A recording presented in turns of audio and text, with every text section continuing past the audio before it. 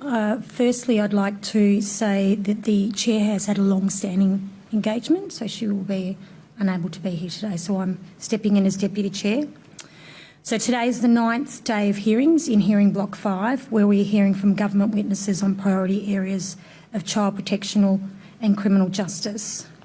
Today we'll hear from Meena Singh, the Commissioner for Aboriginal Children and Young People, and the Honourable Lizzie Blandthorn, Minister for Child Protection and Family Services. Before we start, I'd like to invite Commissioner Yorta to give an acknowledgement of country. Nina Nari too.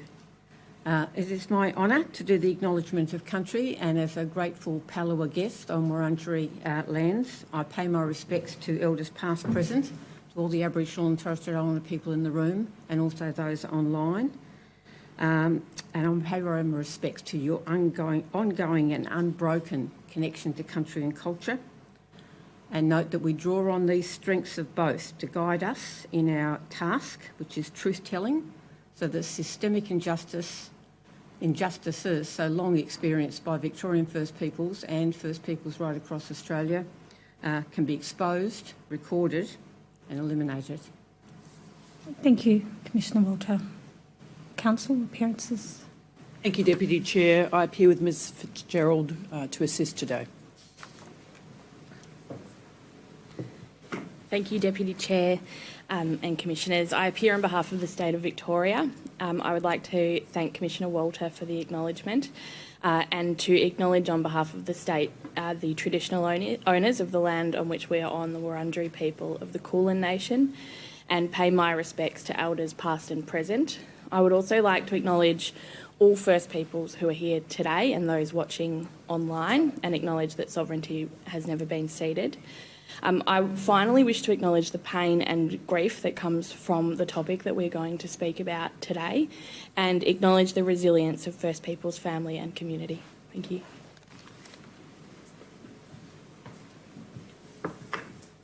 Commissioners, my name is Buckle. I appear for the Commission for Children and Young People. I too would like to acknowledge that I make an appearance from the Wurundjeri lands and pay my respects to elders past and present. Thank you. Thank you, Counsel. Thank you, Commissioners. Today's witness is Meena Singh. Before Meena commences her evidence, can I also thank Commissioner Yorta for her acknowledgement of country. I acknowledge that we're on the lands of the Wurundjeri people, I acknowledge their ancestors and elders, and acknowledge that their lands have never been ceded. I too acknowledge all Aboriginal people here in this room today and following online, and acknowledge the pain and grief and the bravery that comes with sharing their stories with this Commission. Thank you, Counsel. Commissioners, Commissioner Singh, you have returned to resume your evidence. Do you undertake to give truthful evidence today? I do, yes.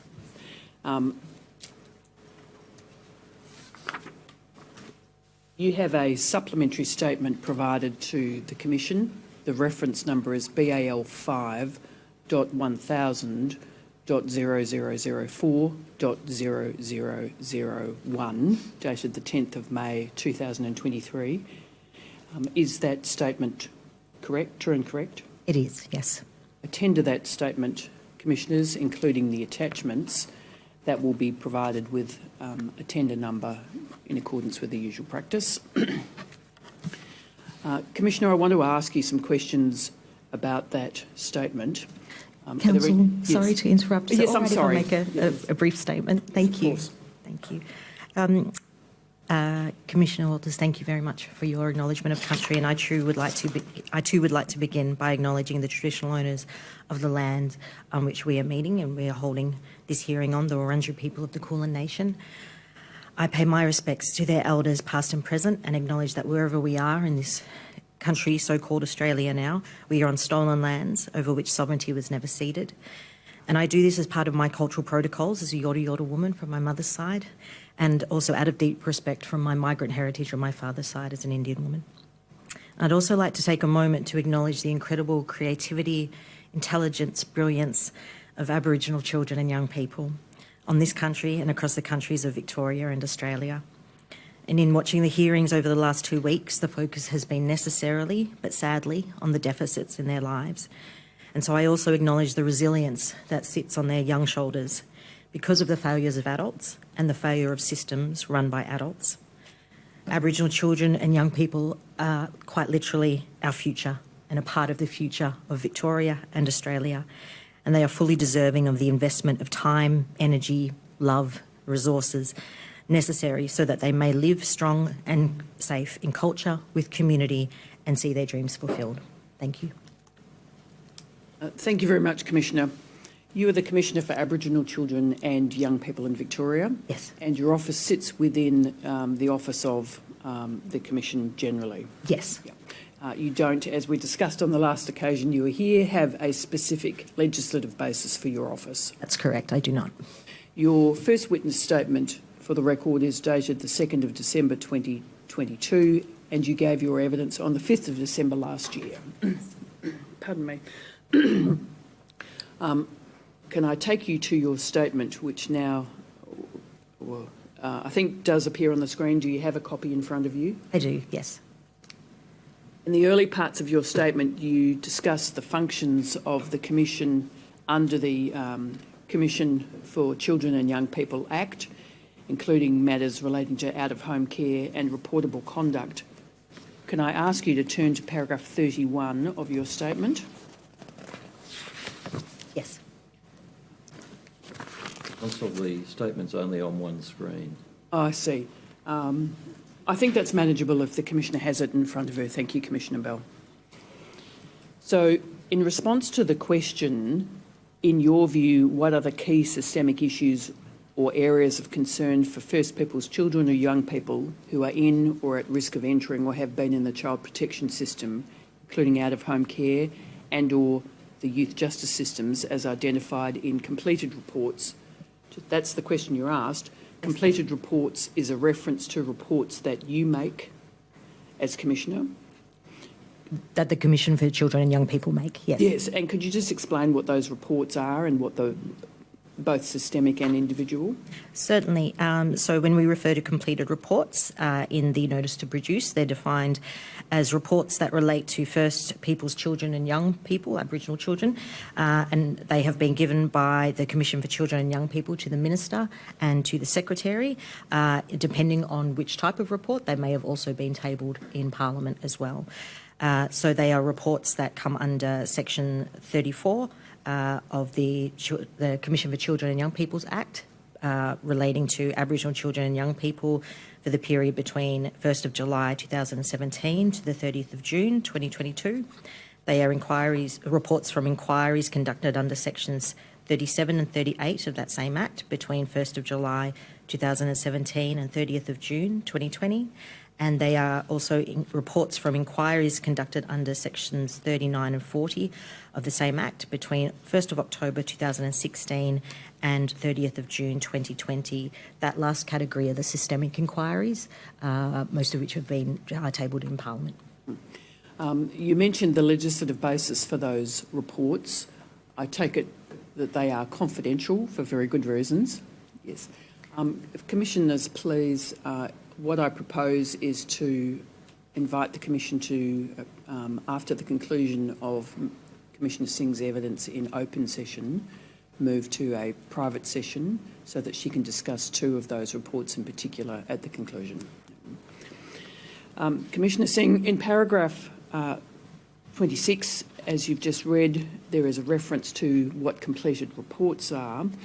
Can I invite you now to turn to paragraph 31, if we can bring that up on the screen. You offer a summary of systemic issues and areas of concern for Aboriginal children and young period for the 6-year period 2016 to, well, it's probably 5.5 to June 2022. Can I just step through those with you? Are some of those, pardon me, are some of those key issues, or are they all interrelated and important? They're all interrelated and important. I think, classic analogy, if you start pulling at a string, you start to unravel things, and I think a lot of these are particularly connected to one another. If you'd like to for me to highlight a few that would be most pertinent, but they're all absolutely important issues to highlight. In your statement, you do discuss each of those. So can we just start with those that you would like to highlight? Yes. Well, firstly, I'll just simply say, obviously, the fact that Aboriginal children and young people are overrepresented in the child protection system and in the youth justice system is a failing of our systems, not just of child protection and youth justice, but other systems that Aboriginal children and young people are engaged with and their families are engaged with. But I'd also like to highlight in particular that with reference to subparagraph 2, we do not see enough early intervention or appropriate responses to harm that is experienced by Aboriginal children and young people. So if I can elaborate on that a little bit further. What we see when Aboriginal children and young people, when any child comes into contact with child protection, is that their family is likely to have had a number of engagements with other services, health services, child and maternal, education, a whole range of other services. And every interaction with these services is an opportunity to work with families and to support these families, build relationships so that if a need arises or if a need already exists, a family can get assistance for them. What we see is that interactions, once child protection becomes involved, are lacking. And I refer to a few specific reports. Systemic Inquiry Lost Not Forgotten from 2019, which is when we looked at 35 children who had died by suicide and were known to child protection. If I highlight specifically there, finding number 2 around that related to the lack of engagement for all of those families when they were referred to early intervention services. We specifically looked at 6 Aboriginal children in that number of 35, and in my statement I refer to what experiences these 6 children had had. All of them had experienced the 4 forms of child abuse and maltreatment, grew up with intergenerational trauma. 5 of the 6 children had had their first contact with child protection by 5 years of age. Also in Lost Not Forgotten, what we saw was that in many cases, reports were closed without any further action, so referrals to child protection, so other services that would help the families. I also refer to, in regards to that specific issue, from our report also in 2019, in our own words, which was talking to children and young people, including Aboriginal children and young people in out-of-home care, talking about some of the findings that we found from that was that there was disproportionate government expenditure on out-of-home care services. So for every dollar spent on out-of-home care services, only 55 cents was spent on intensive family support and family support services combined. So what we're continually seeing from those systemic inquiries, but also from the other completed reports referred to, is a number of times when Aboriginal children and young people, their families are engaged with child protection and they are not getting the appropriate supports.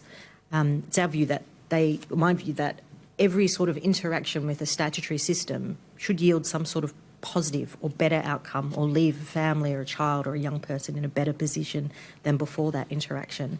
And unfortunately, too often, that's not what we see. In terms of a second systemic issue I'd like to highlight,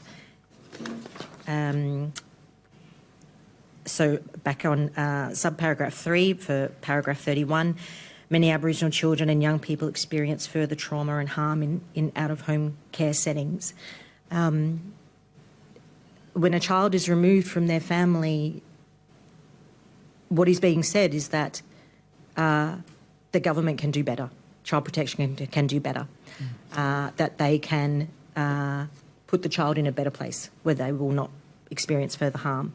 And unfortunately, what we see, not only in these completed reports, but I also refer to this in response to question 2 and what we see in our reportable conduct scheme, and also what we see in reference to question 3 when I talk about our monitoring activities under section 60A of the Commission for Children and Young People's Act. We see too often that Aboriginal children and young people experience harm once they are removed. This harm has been highlighted in reports such as In Our Own Words from 2019. It's also been highlighted in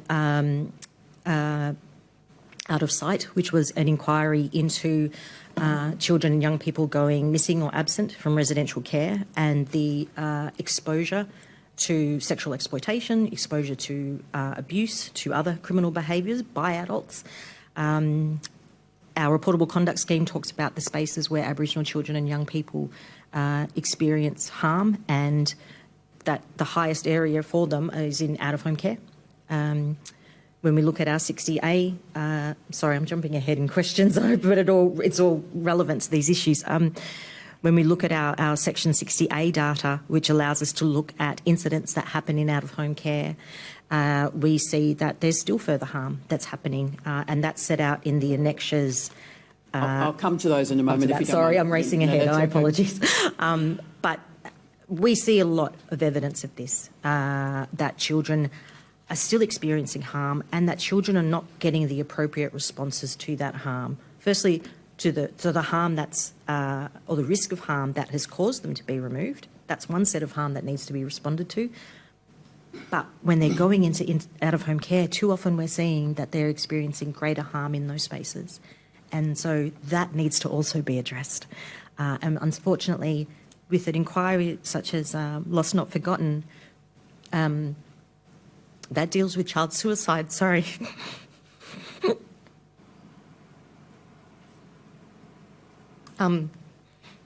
We see that's the most horrible outcome for a child who hasn't had that trauma or that risk of trauma addressed. Sorry. It's something close to home. So. When you're ready, we'll come to that appendix. Thank you. If you need a break at any time, No, thank please. Thank you. Yeah, it's difficult. I've also got personal experience of this, and so I reach my hand out to you. Just from a health and wellbeing perspective, of course, commissioners should take a break at any time that is felt appropriate. Thank you, Deputy Chair. Commissioner, Section 60A of the Commission for Children and Young People Act, Yes. you've just mentioned that, states that the Secretary must disclose to the Commission for Children and Young People any information about an adverse event relating to a child in out-of-home care or a person detained in a youth justice centre or a youth residential centre if the information is relevant to the Commission's functions. And the sort of things we're talking about there in terms of adverse events include the client being absent from residential care, dangerous actions, death, psychological or physical abuse, inappropriate physical treatment, inappropriate sexual behaviour, injury, self-harm, sexual abuse, and in terms of self-harm, that includes attempted suicide. Yes. So just to come back to the high-level discussion we're having in paragraph 31, where you say many Aboriginal children and young people experience further trauma and harm in out-of-home care. Just want to pick up on your theme your evidence that there is an assumption that government will do better than the parents, which is a justification for removal. The Commission heard evidence from Mr Alexandros, who, as you would know, is a senior official at the Department of Families, Fairness and Housing, in terms of how the risk assessment processes work for individual workers and the use of the MARAM tool, the risk assessment tools. And Mr Alexandros, I'm paraphrasing his evidence, agreed that the risk of harm caused by removal and known harms in the child protection system, including exposure to the criminal justice system and interactions with police, were not factored into that risk assessment process. Can I invite your comment on that fact, that evidence, in terms of how child protection workers are guided by the systems to make decisions about forced removals? So in my role and at the Commission for Children and Young People, we don't get to see those real-time assessments. We look at, so with the reports from inquiries under Section 34, we see what happens after a child has passed away. So we could be looking at a number of years of child protection engagement, access to services. I understand that the SAFER framework is the framework that's been used since November 2021 to make these risk assessments, and that there's a whole layer of processes to go by. I understand that the department are looking specifically at the harm and the risk of harm that's already been experienced, but it certainly must be a factor of it's difficult to comment on because I don't see the actual risk assessments. But I'm sure it is in the mind of people what sort of environments children are potentially going into when they're removed from their families and put into out-of-home care. You know, we have so much evidence about what some of these environments are like. And, you know, as I say in my supplementary statement, you know, the fact that kinship carers aren't appropriately supported. So there's a lot to tell us what the environments are like that children can potentially go into. But, you know, whether the fact that that's... I can't comment onto how the government decides to. But what I do know is that we still see cumulative harm not being assessed appropriately. We're still seeing experiences of children of harm being assessed in isolated ways, in isolated incidents as one-offs, as if they don't cumulatively together represent a burden of harm. And, you know, we've made recommendations about that needing to be improved as early as, no, I won't say as early as, I'll need to check my records, but it's been a number of years. Yep. Just to be clear, you do have a power to conduct thematic analyses of child death inquiries, of children's death. Yes. And as I follow what your evidence is, there's a limitation on the ability to which you can scrutinise individual decision-makings by child protection practitioners at a thematic level. So we don't have any current powers that allow us to advocate on behalf of individual children in out-of-home care. Yes. We can look at our individual child death inquiries. We can also run individual child inquiries for a child who's living but is experiencing certain things. And we take it upon ourselves for this inquiry, for Yoorrook's purposes, to do a thematic analysis of what we see with the child death inquiries for that particular period that I talked about. So, given the role of the Commission for Children and Young People, would it be useful for you to have that input to the department on an ongoing basis? It would, well, the advocacy role for individual children. Yes, and thematically, considering such issues as the risk assessment tools. Yes, it would be. And part of our recommendations from systemic inquiries have looked at risk assessment, yes. And so what would need to happen to give you that power? Would that be legislative change or a matter of practice? I imagine it would be legislative change, but I'd probably need to explore that further specifically, yes. Just on that, your reports go to members of Parliament, including the ministers, or are they tabled in Parliament, or they just go to the ministers? So systemic inquiries, yes, that are under Section 39 and 40 of our Act can be tabled in Parliament once they've gone through the appropriate processes.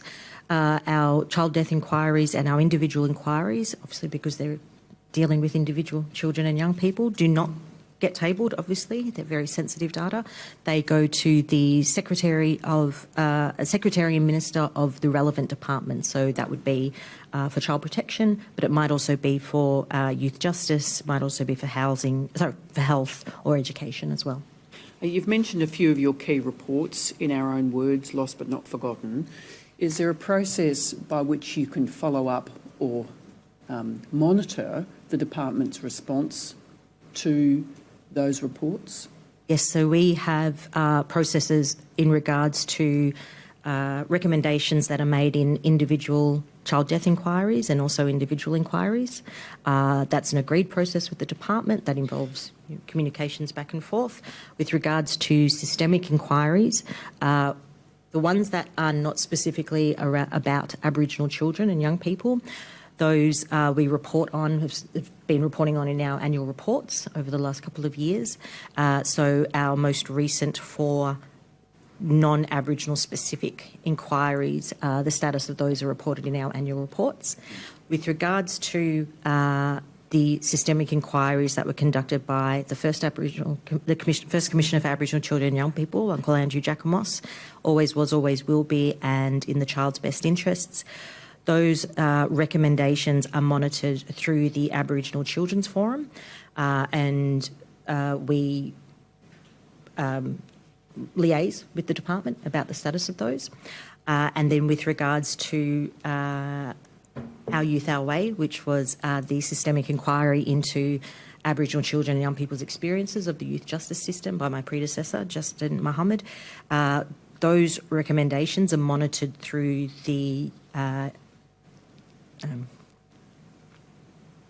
Youth Working Group, which is a subgroup of the Aboriginal Justice Forum. And those 3 inquiries are different because the inherent idea is that Aboriginal community-controlled organisations are involved in this, that community are involved in it. There's a community oversight about how these recommendations are being implemented.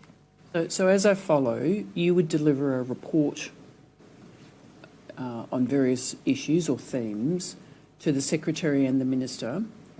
The department would then internalise its response to your report, including with oversight by the Forum.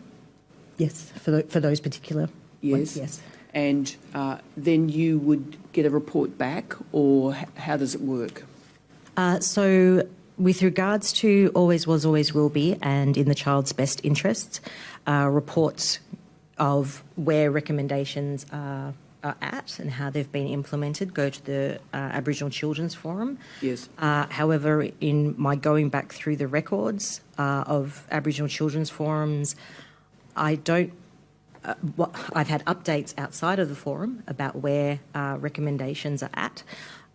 Within the forum, I don't believe there's been a presentation since March 2020 of the status of those recommendations. The Aboriginal Children's Forum and your office are clearly closely connected to these reports and the nature of the systemic flaws that you're highlighting in these reports. What do you think would be needed, in your opinion, to improve the monitoring and continuous improvement processes as a result of your reports? Well, for all of our systemic inquiries and our individual children's inquiries, we do our monitoring in-house. We are not evaluation experts. We simply do not have the resources for that sort of undertaking, and it can be a complex process to monitor. We have a recommendation. A department will say that this is the response to it. We will analyse that and see whether it's, among other things, implementing the ethos of the recommendation. And that it's not, this looks good, we'll put this to this. We really analyse and interrogate what the action is and how it gets implemented. We have agreed processes in regards to how that's done, but honestly, greater resourcing, greater, accountability in terms of how governments will respond to our inquiries. What level of authority do you have in making sure these, alongside the Aboriginal Children's Forum, for example, do you have to get these implemented? We have no enforceability powers. Our, as the words say, they're recommendations. So we can only recommend what needs to be done, what we believe needs to be done to address individual issues that we identify. I make a note in my statement that even though we could see a recommendation set as implemented, we could still see a systemic issue ongoing. So, you know, we continue to push with departments and around implementation, and policy landscapes change. So, you know, often there's changes in what is focused on and what is focused on. We sometimes see recommendations that we've made in past reports get subsumed by later reports, often because the systemic issue is still happening, and so we've made further recommendations about addressing those things. But Isn't that frustrating? it's These are children, right? it's a difficult process. It's And these reports are confidential. not the systemic inquiries, but the inquiries relating to individual children Yes. and young people are confidential. Yes. So where are the accountability mechanisms? So my understanding is that departments would take the inquiries regarding individual children, and they would determine who is appropriate within the department to be able to respond to the issues that we've raised and the recommendations that we've raised. Commissioner, we've heard repeatedly in these last 2 weeks of reports and strategies where the promised monitoring and evaluation that is written proudly at page 34 or whatever has not been implemented even 3, 4, 5 years into strategy. And you would know, not being an evaluation expert, you don't need to be an evaluation expert to know that the standard practice is that you build your monitoring and evaluation in at the start, that is part of the process. Yes. We've also heard repeatedly the state refer to the Aboriginal Children's Forum and the Justice Caucus as somehow the accountability mechanisms. But from my understanding, like you, they actually have no authority to directly hold to account. So is there an abyss, a big black accountability hole here where, despite all these reports and findings and everything else, there is the risk that nothing will ever change because there's no way of actually making sure that all this work that's being done and all these children's lives that are on the line, it's being followed up. I'm gobsmacked at what I've been hearing. You know, one example is, and I have it in the supplementary statement, is that cultural support plans were made part of legislation in March 2016, and we still don't see 100% of Aboriginal children in out-of-home care having those support plans, having them in a timely manner, having them as a resource that is current to their needs and supports their placement, supports them in their identity. Looking at the child death inquiries that we have for the period between middle of 2017 to middle of last year, we see the same issues occurring, and we repeatedly identify those issues in our systemic inquiries as well. But there has to be some sort of formal accountability mechanism, and that would just seem to be basic good state governance to have that in place to stop these issues just going on with. And the pattern that we've seen, it's not an accident that there is no accountability forum or mechanism set up. It seems to be quite deliberate that there is a lack of accountability. And Well, it's passing the buck, and we've heard it throughout the Commission that no one's actually accountable for these children, and particularly the recommendations out of all the thematic systemic change from child death inquiries is disgraceful, because I'm sure you've seen it, and I don't need to tell you time and time again that you're probably coming up against the same issues of why this is happening with those children. Yes.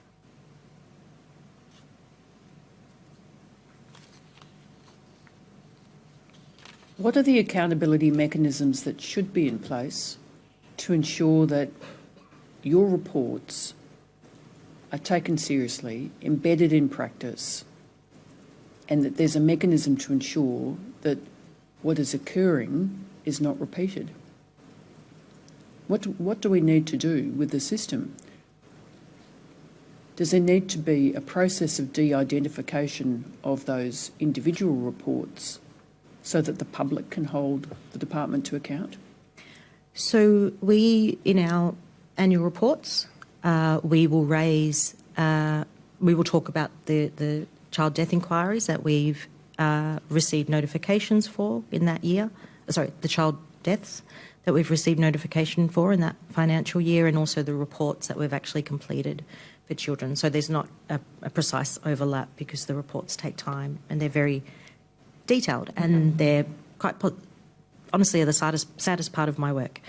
But also the responses to it are the most important, because you want to make sure that no other child experiences the thing that these children experience.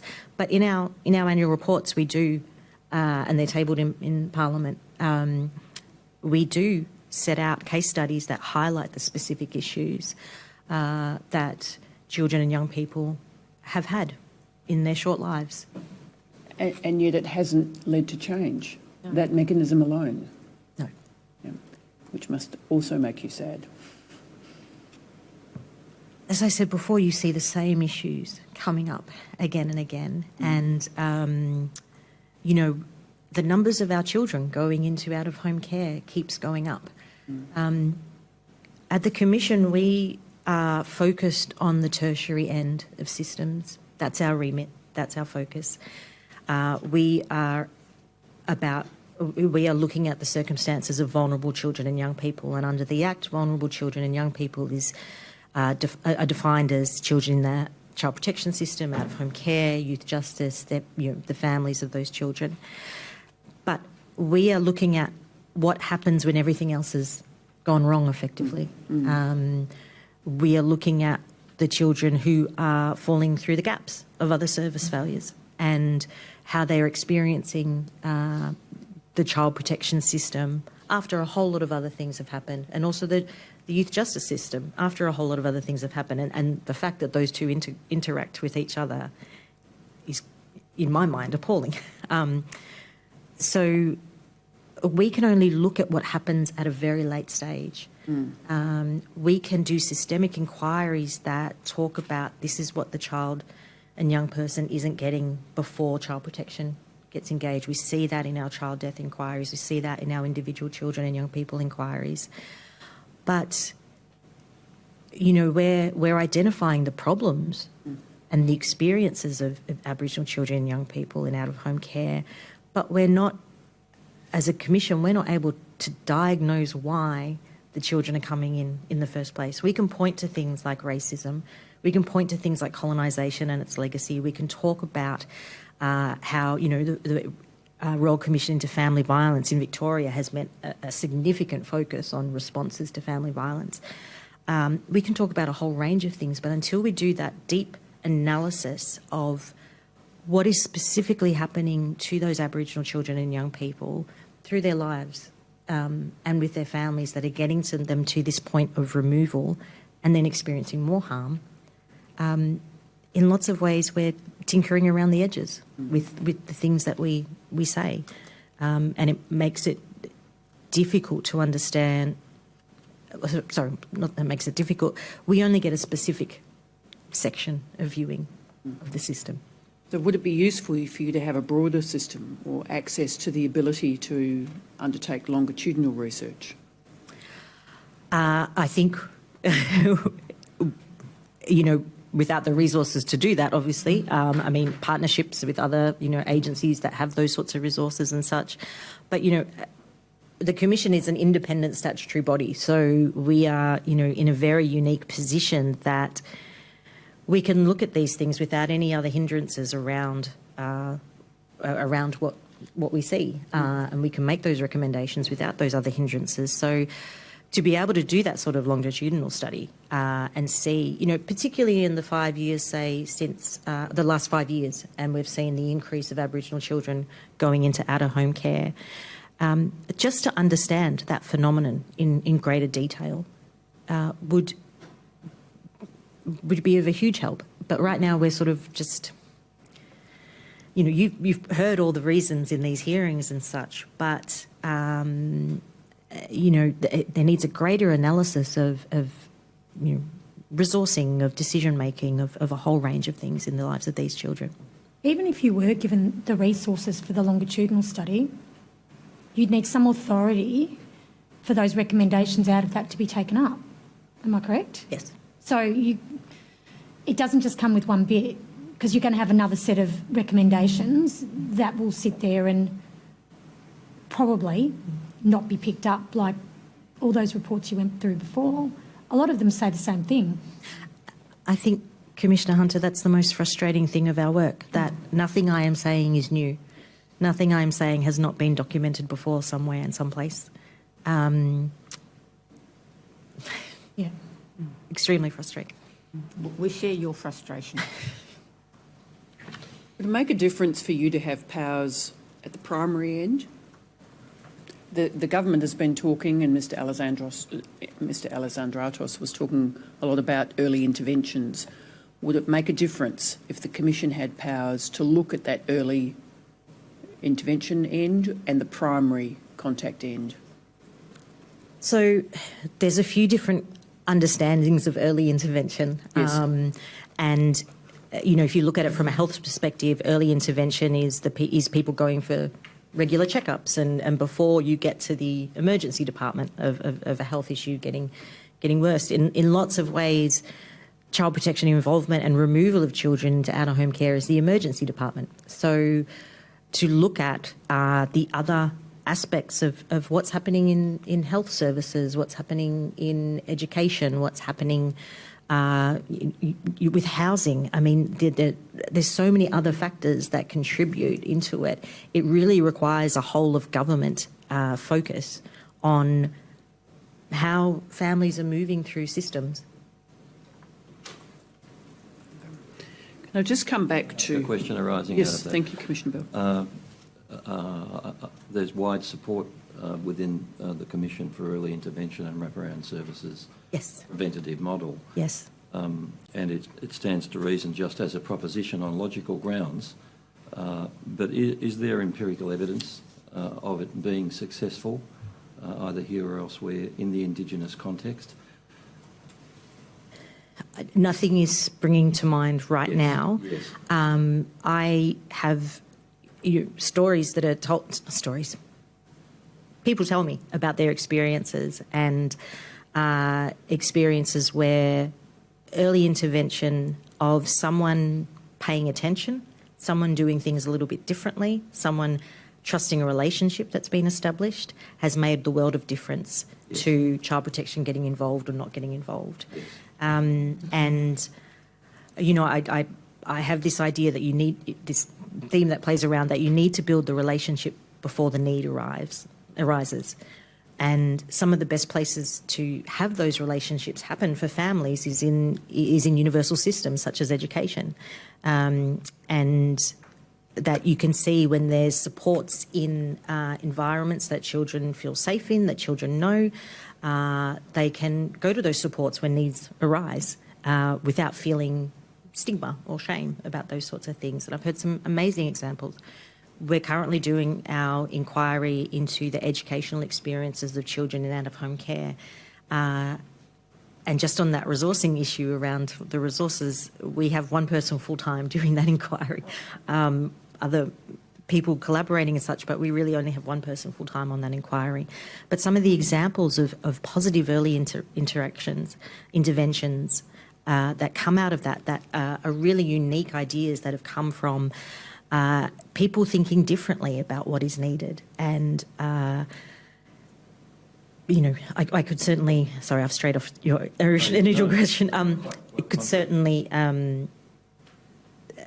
you know, there's always, you know, you often hear about for every of this much money spent in prevention, you save this much money, $3-4 for every dollar that you spend. You know, there's lots of research around that says that sort of thing, but specifically with regards to to Victoria and Aboriginal children and young people, I'd have to do more research into that. Yeah. Your answer is sufficient. Thank you. Just coming back to that item number 3 in paragraph 31, your statement is many Aboriginal children and young people experience further trauma and harm in out-of-home care settings.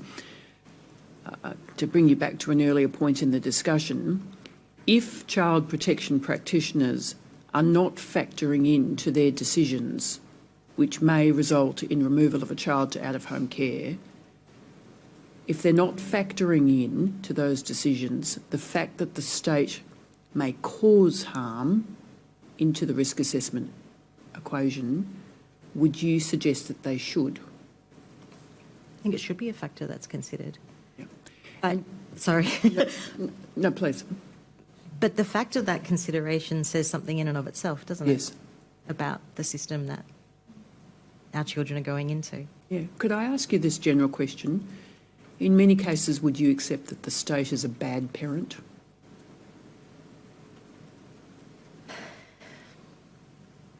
A lot of the evidence that we see, yes, sadly. If the child protection practitioner is not factoring in to that risk assessment process protective factors such as culture, community, family, would you agree that those factors should be taken into account for our First Peoples? Absolutely, yes. Just coming back to paragraph 31, we got down to number 3. Are there other issues there that you wish to highlight before we turn to the specific discussions? The other issue I just wanted to raise, which we've talked about in some part, is around that we see many Aboriginal children and young people's rights to Aboriginal culture not being upheld, and we've talked about that a bit with the cultural support plans. Have you followed Mr Alexandratos's evidence about lack of cultural plans that's being picked up by the Victorian Auditor-General in his reports, which Mr Alexandratos acknowledged? Yes, I've seen some of the evidence, yes. So as a general comment, do those numbers, do those figures shock you in terms of the failure of the mandatory obligation to provide cultural plans for children in the care of the department? It doesn't shock me, unfortunately. You know, creation of cultural support plans can be a time-consuming process for some children who particularly don't have a lot of knowledge about their Aboriginality, don't have a lot of understanding about their Aboriginal heritage. And so some of the work that I know that some Aboriginal community-controlled organisations do, often without resourcing, is to basically do family genealogies and find out where the Aboriginal child fits and where they're placed. You know, there's the kinship finding program, there's records held by Koori Heritage Trust, there's a whole range of, you know, there's places, Public Records Office, places that people can go, but that sort of research can be often time-consuming.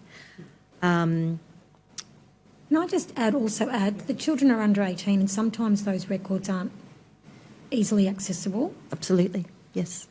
Yeah. And so I guess we've heard and acknowledged that it takes time because you've got to, but in that meantime, there is some stuff you can do. Absolutely. And so these reports could be interim for the meantime for these children to have some form of connection, but to not have anything, it's their cultural right. Would you agree? Yep, absolutely.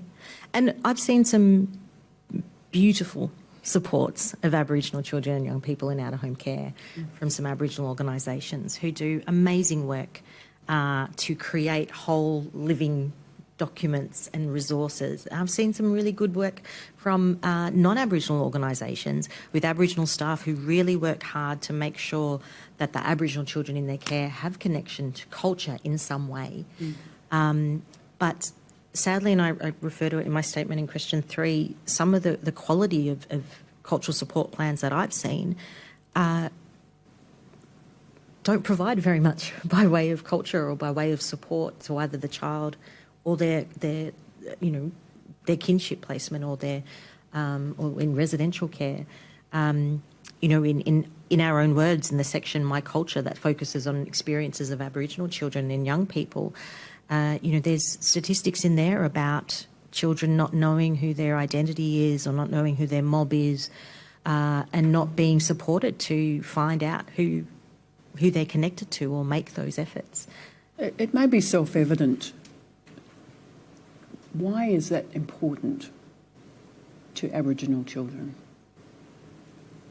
So you will have heard gazillion times, culture is a protective factor for our community. There are people following this commission who are not Aboriginal, who may not have lived and worked with Aboriginal people. And I ask you just to say to them why culture is important. When you are lucky enough, and I say lucky because of the history of this country, when you are lucky enough to grow up with culture, it is a seamless part of your life. It wraps around you, it's connected to family, it shapes your values, your ideals.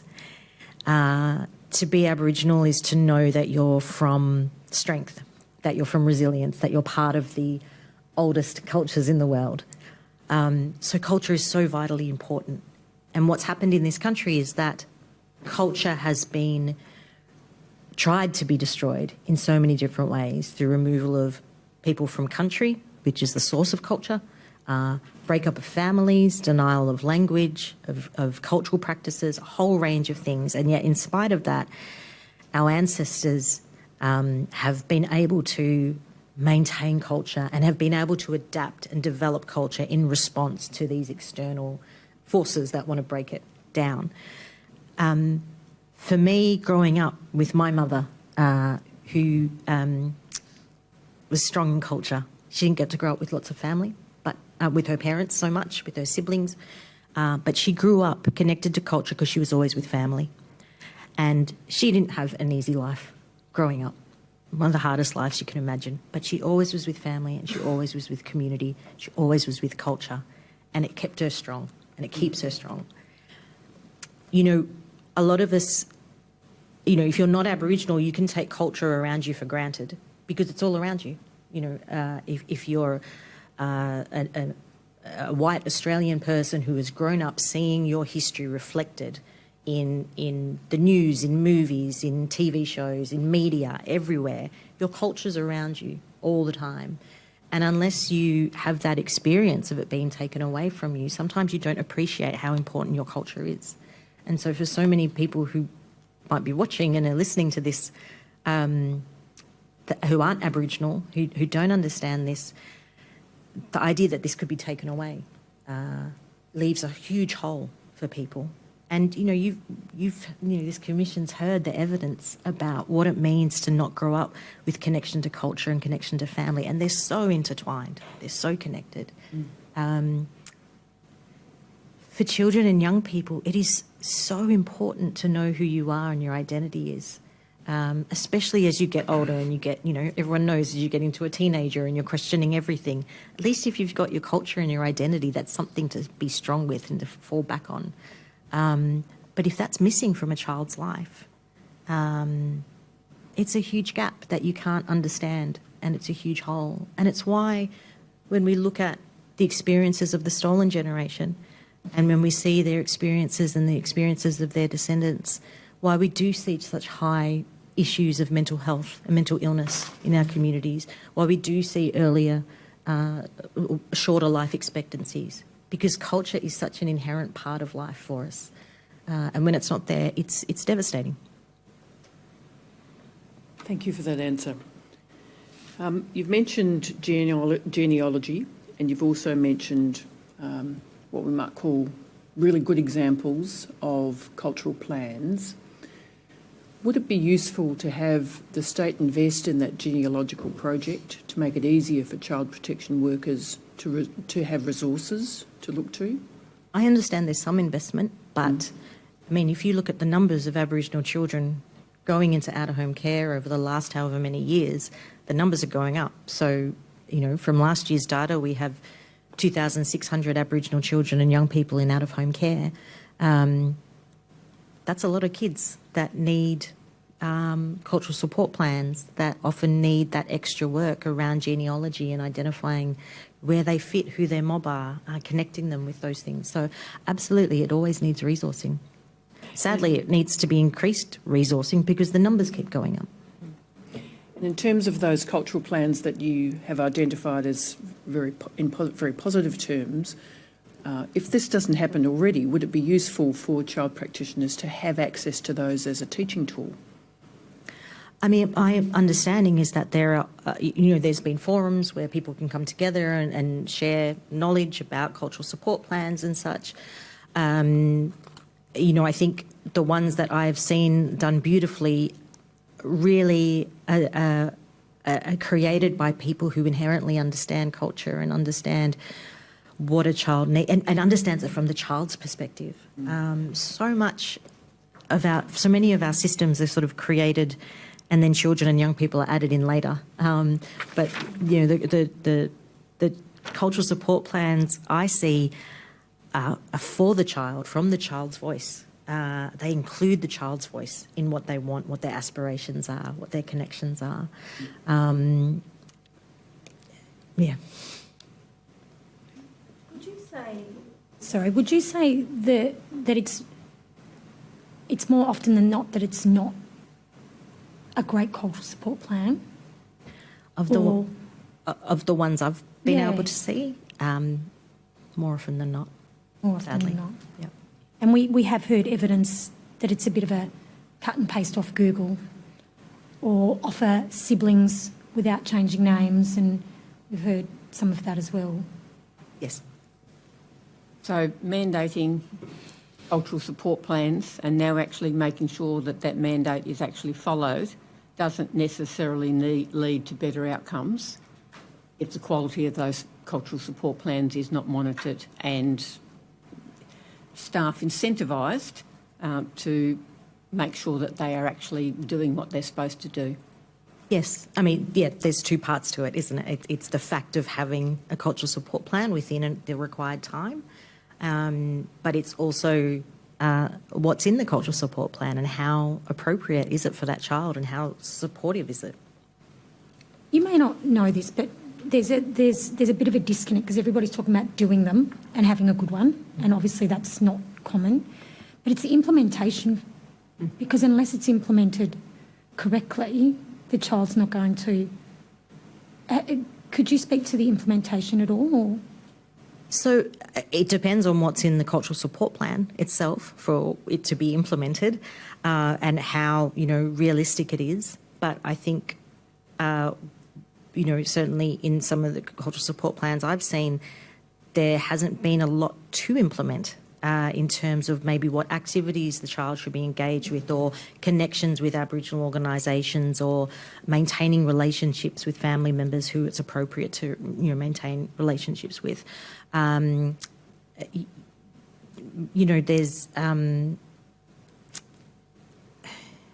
it feels like there's such a gap between the wonderful ones and the not wonderful ones. Yeah. Okay.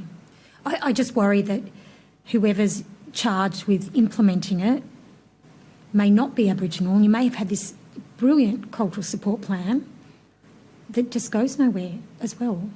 I mean, we've got Aboriginal children currently in community service organisations, so non-Aboriginal organisations. We've got Aboriginal children in Aboriginal community-controlled organisations. Victorian Aboriginal community is a small population. Our people can't be everywhere overseeing. So, there needs to be that cultural knowledge and cultural training that helps people understand the importance of these resources, understands, who to speak to, where to even start, how do you make those connections and such. Yeah. Yeah. There's the accountability mechanism that's not there, isn't? Well, the accountability mechanism, it's in legislation, but, legislation all comes down to how well something is implemented. What are the policies on the ground, the practices that support the legislation to be fulfilled? So if it's in the legislation, and the government is not fulfilling that legislation for particular children? Well, I mean, from the evidence of Mr. Alessandratos, talking about the percentages of Aboriginal, of cultural support plans by their own words, yes. So who holds them account to that, their own law? Really? Well, I mean, this is, okay, so this might be going off on a tangent a bit, but, there are so many decisions that are made about any child in out-of-home care that, you need to look at, administrative law and see what sort of decisions can be reviewed. But, we're talking about children and young people. We're talking about families, often who are experiencing some of the worst things in life. And to expect, families and children and young people to advocate for themselves but at the same time, so many kids try to and try to advocate for themselves. There's a quote in my statement around, an Aboriginal young person saying, I tried to get people to support me in, my play. I tried to get answers. I had to do it all myself. There's so many different decisions that get made around these children and young people's lives that can go without scrutiny, I imagine, unless you've got the mechanisms to review those decisions. And reviewing those decisions takes such a long time. We know what our courts and processes are like. So. Do you get complaints directly from young people? We can do, yes, we do. Yes. Just in terms of those complaints. Sorry. Back to cultural plans. Thank you. I was at a lecture given by Professor Muriel Bamblett on Monday night. She spoke about cultural plans and a particular challenge, which is that taking metropolitan Melbourne as an example, a very low minority of children of Bunurong or Wurundjeri. Exactly. Most of them are off-country, some of them off-country because they come from community in other states. And it strikes me that a very large majority of Aboriginal children, the subject of cultural plans in Victoria, are probably off-country. Absolutely, yes. I wonder if you could talk about the need for cultural plans to take account of that fact and speak of the specificity of the culture that needs to be reflected in the plan.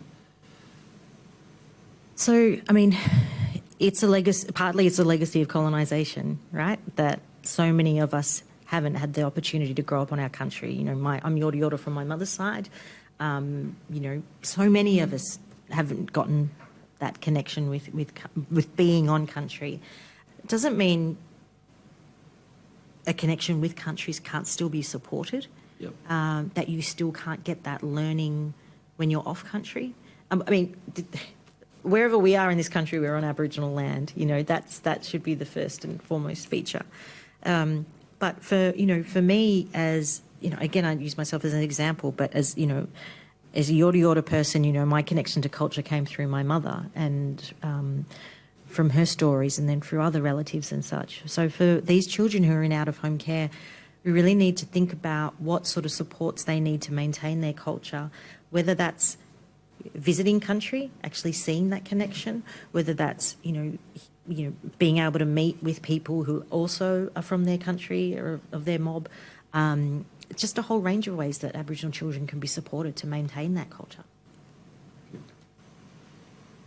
In terms of the complaints that come to you, how do children know how to contact you? So there's a few different ways depending on the environments that children and young people in. We simply promote ourselves, I think, partly. We have what we call approaches, which is when people get in contact, approach the Commission for Children and Young People. And I've got a statistic in my statement that I can't quite call to mind right now, but a significant proportion of our approaches each year are from Aboriginal children and young people. So Aboriginal people. Could be from Aboriginal children and young people or their families, people who are concerned about them. So I think there's two ways you could read that we're looked at as a place that people know they can come to and seek some assistance. or that there are just so many children and young people and their families who are needing assistance and that they're coming to us with that need. What we're able to do is quite limited depending on where the child is. If the child's in, if there's been an incident about a child in out-of-home care or in youth justice, our Section 60A monitoring legislation can come into play and we can request information about an incident that's happened in those environments. But often we could get complaints often from adults that are worried about the way children are being looked after, that are worried about the interactions that they've had with child protection, a whole range of different things. Specifically from children and young people in youth justice detention, we have, I'm going to get the name wrong, that's really terrible, but we have a dedicated phone line that children can call us on. And they do, they call us about incidents that have happened to them in youth justice. We also can do residential care visits where we go into residential care and talk to children and young people and hear what they're experiencing. So voices of children and hearing what they are experiencing in their lives is very much central to the work that we do. What happens with those? Like, what authority do you have for those complaints? Like, where does it go? So it would depend on the nature of the complaint. Sometimes we have to, it will be majority of our responses are often referrals or information. As I said earlier, we don't have an actual individual child advocacy power. It's something that the Principal Commissioner has long advocated for. It's currently in legislation before Parliament that we are hopefully getting an advocacy power for individual children. And in regards to child protection and out-of-home care. So that would mean that we could effectively in real time receive a complaint, receive information about what's happening to a child in out-of-home care, and we could make inquiries with the department about specifically what's happening and advocate for that child. But currently, a lot of our work is limited to, depending on what the situation is, referrals, referring people to other complaint processes, such as with Department of Families, Fairness and Housing to Child Protection. But they've come to you because basically there's an Aboriginal person there. Yes. They know. Yep. And they can trust, but you don't really have that power. It depends where the child is. If they're in an out-of-home care situation and there's been an incident, or if they're in a youth justice setting and there's been some sort of adverse event, we can make inquiries, but that's a very limited, scope for how many children are engaged and their families are engaged with child protection.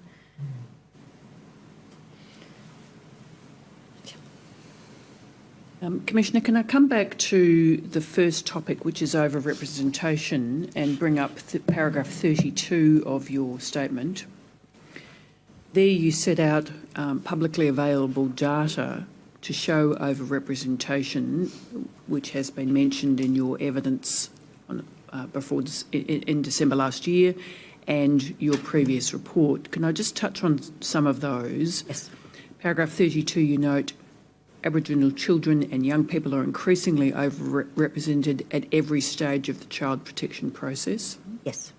Now, we heard some evidence from Mr Alexandros in relation to unborn child reports, and the data that he provided the Commission with yesterday indicated following an unborn report, you may or may not be aware of this, following an unborn report in 2021, First Peoples children, the percentage of children who entered care following a report within 3 months of age was 21.5%.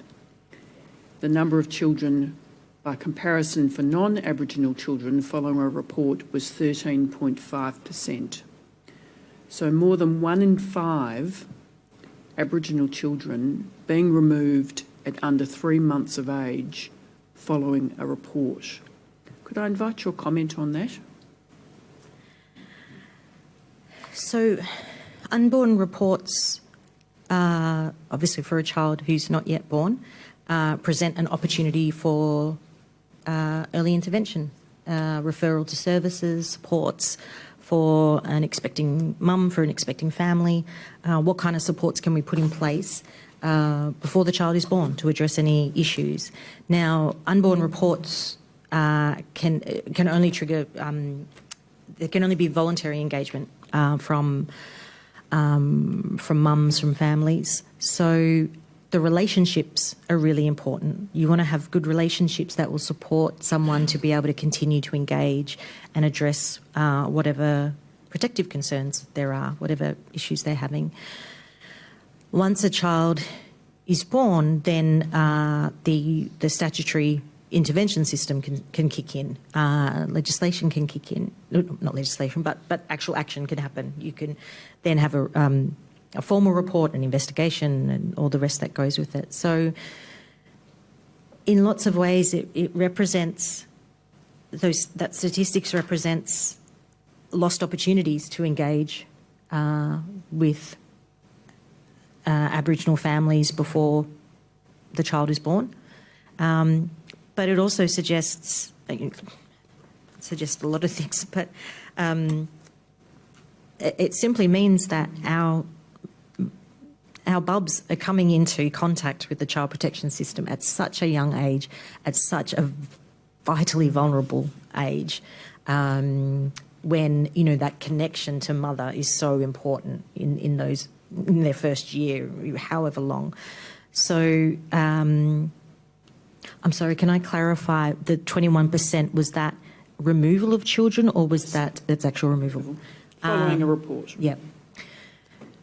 So yeah, you know, I'm not a biological mother. I have dogs. I don't have human children. I've had the pleasure of being able to have a hand in raising my nieces and nephews. I can't imagine the absolute horror of having that happen to you, having your child taken away.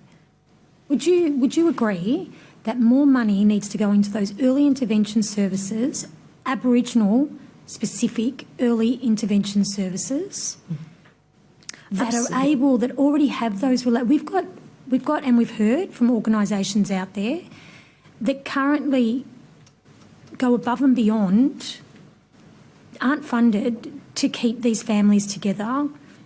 Would you agree that's where the money needs to go, and that the department needs to engage those services early? You know, our mob, as soon as child protection knock on the door and you're pregnant, aren't going to open it. Yep. Like, we know that. Yep.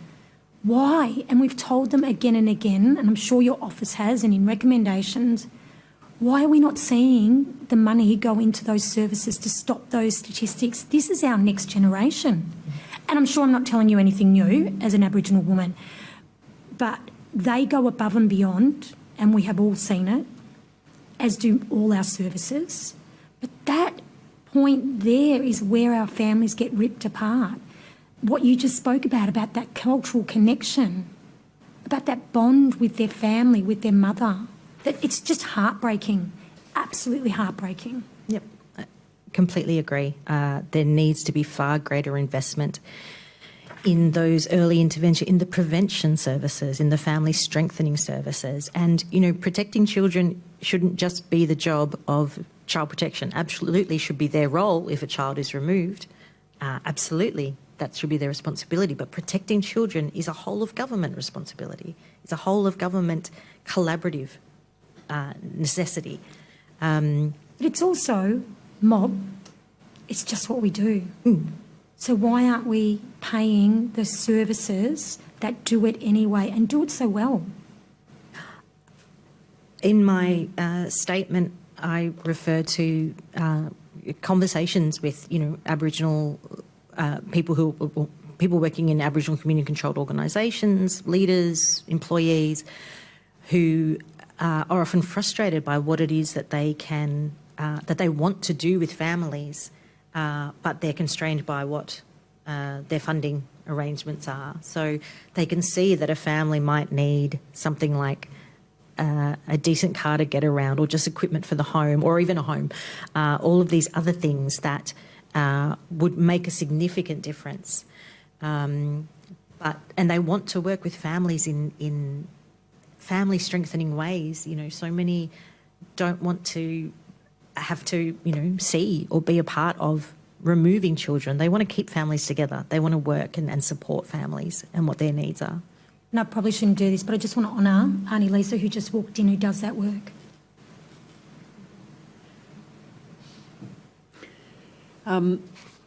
Commissioner Singh, in paragraph 38 and 39 of your statement, just picking up on these themes,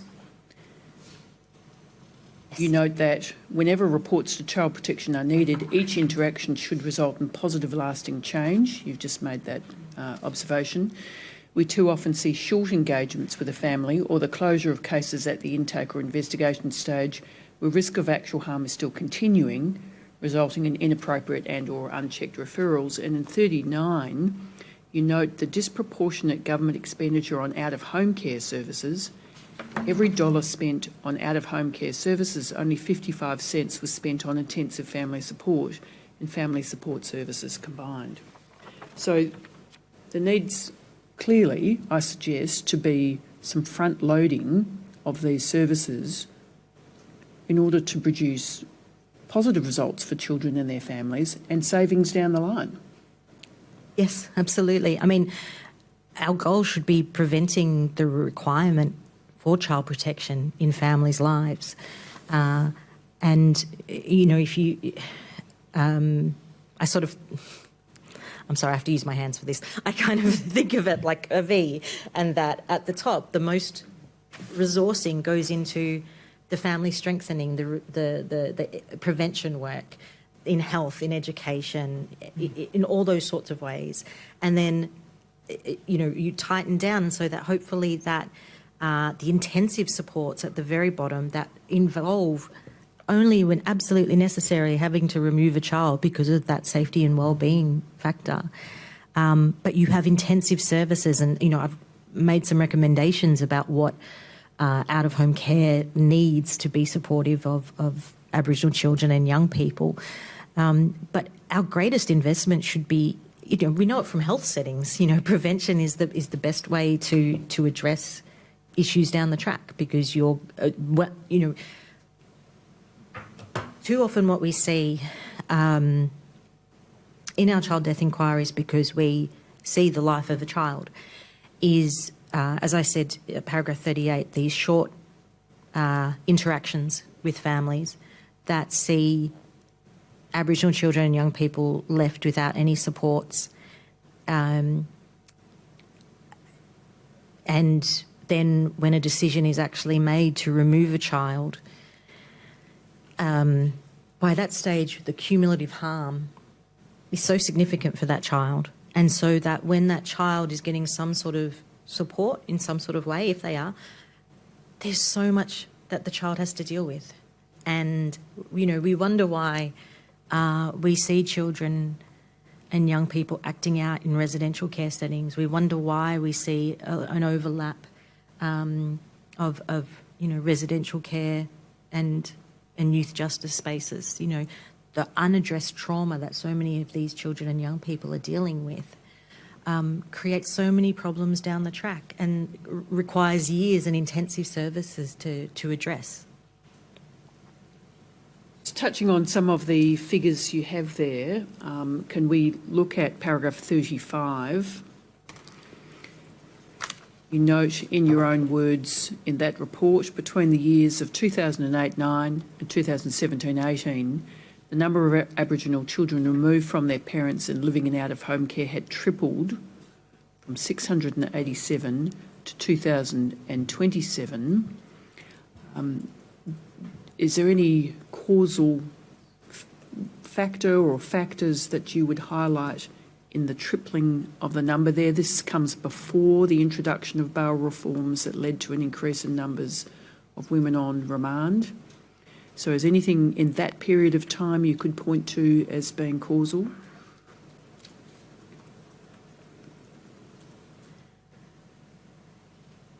So, well, I mean, this is what I was alluding to earlier. Our work at the Commission for Children and Young People is focused on the tertiary end. It's focused on when child protection gets involved and when children are removed. So the lead up to those children and the issues that they're experiencing and the reasons for their removal are somewhat out of our remit to comment on. And a bit earlier I said we could point to things like legacy of colonisation or systemic racism or family violence Royal Commission, which put a specific focus on family violence in this state and what responses we want to have to that.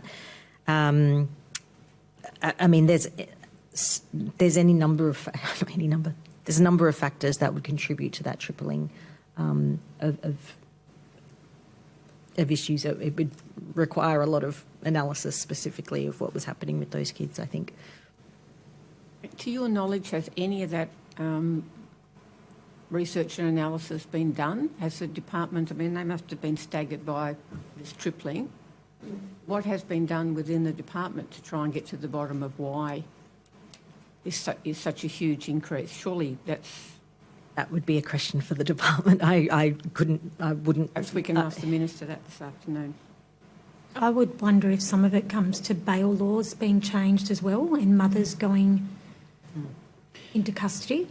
If those bail law changes, Deputy Commissioner, were in 2018, Yeah. this is before that period of time. So just by way of Pounded by- timeline, Uncle Andrew Jacomos's 2 reports were Yes. tabled at the end of October 2016. Oh, yeah. The Royal Commission into Family Violence was tabled 2016 or 15. So certainly towards the tail end, but Would that make a difference? I know you don't have facts and figures, but we see these recommendations come out and implemented. Do you ever get asked how adversely that would affect Aboriginal people or Aboriginal young children and young people? So so the Commission makes submissions about, legislation that impacts on children and young people. We, make submissions about what we see from our work and how we believe the impact of these things would play out. So, I'm sure I could access previous submissions that would relate to those sorts of things. But yeah, because we see, but we also see children in a very, as I keep saying, in a very specific environment. We're not seeing, what's happening in other spaces for children and young people. And it really is a whole of child journey that needs to be analysed. But would you say that the government departments are siloed? And so those wrap around, because you talked about health, you've talked about education, early years, and then sort of child where you sit. Would you see them as siloed, that we don't get the wraparound effect that's required? I would agree with that, yes. Certainly from the experiences of Aboriginal families and trying to navigate some of these systems and services, it's really difficult for them to understand on the ground. Sometimes it's difficult for me to understand how all the different services interact with one another. We need services, or we need systems that revolve around the child, that place the child at the centre, that respond to the child's needs, that doesn't have the child and their family trying to navigate a maze of systems and services. So for a major reform project such as followed the Royal Commission into Family Violence and the Bail Act reforms, this may be a question for the Minister, but in case you know, I'll ask you, do you know whether there was any planning around the expectation that this would have adverse impacts on Aboriginal people and their children? I know, well, not from my Commissioner role, but from certainly other work in other areas, other legal work. Aboriginal community, lots of communities made submissions, advocated against the reforms or bail reforms in particular, because they knew the impact that it would have on Aboriginal children and young people and on Aboriginal women in particular. So the very laudable aims of addressing family violence potentially have not flowed through to the impacts in the child protection system. Is that Well, my previous comment was specifically around the bail reform. Yes. And again, I would be not speaking from my. In my statement, I do talk about how we see in our child death inquiries the prevalence of family violence for the children that we see. So our responses need to be, for families that are dealing with family violence, need to be culturally appropriate, culturally safe, and they need to also understand that the child or young person, the Aboriginal child or young person, has their own specific experiences of family violence separate to an adult, and that they need to be addressed, that they need to be responded to. And unfortunately, what we see is not too much, we don't see very much evidence of that.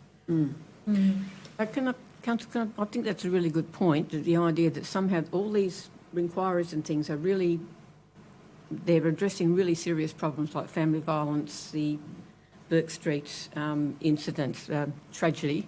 Absolutely. But the way the departments and the silo departments respond is in a reactive way that more often than not leads to more Aboriginal families suffering. And, you know, what do you do to make sure that that is always something that has to be thought about and directly addressed before you put in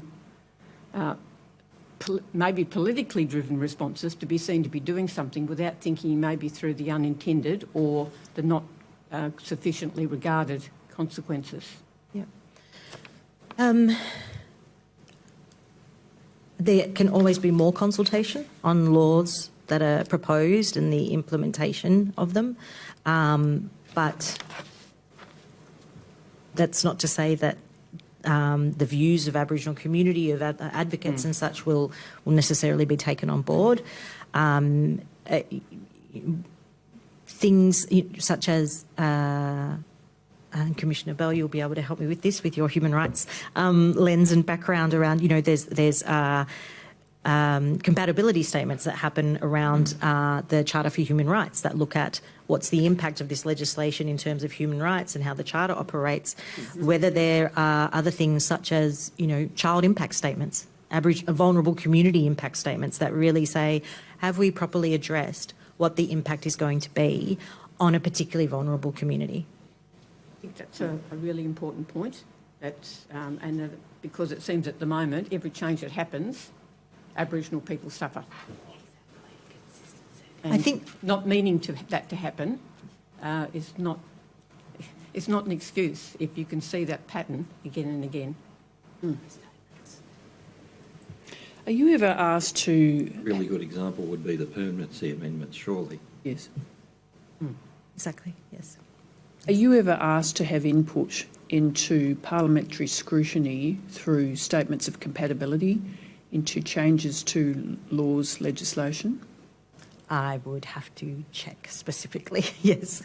I know often we make submissions and we're called upon to make submissions into proposed legislation. One example relatively recently was the Youth Justice Act or Bill. There was a lot of work that prior to my time that I know that the Commission did in terms of providing input and feedback around that.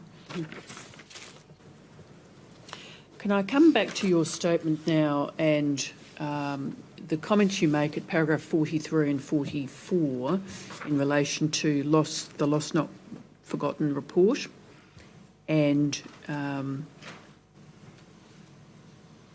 want to ask you particularly about self-harm. The Lost Not Forgotten report considered 6 Aboriginal children who died by suicide. Yes. And the 6 Aboriginal children considered represented a much higher substantiation rate for Aboriginal children than non-Aboriginal children, suggesting child protection systems had failed family supports, as you note in those paragraphs. Yes. Can I invite you to turn to, I want to just touch on the issue of the experience of trauma and harm in out-of-home care, and ask you to bring up, please, Annexure 4. These are your Section 60 capital A reports, Yes. Which is page 66 of the document. Thank you. So under the heading Incident Monitoring Out of Home Care, Table 2 on page 67, if we could just bring that up on the screen, you set out there the number of incident types by Aboriginal status of children and young people on out-of-home care for a 3-year period, 2019 to 2022. Yes. So just on the next page, thank you. We see there for Aboriginal and Torres Strait Islanders on the next page, Table 2. Can we just zoom down on the boxes on the left in the bottom of the page? Inappropriate physical treatment, the numbers of incident types by Aboriginal status of children in out-of-home care, 439 reports of inappropriate physical treatment of Aboriginal children in care, or 23%. Yes. So that's over that 3-year period. Yes. So of all, do I follow this as a percentage of all incidents reported,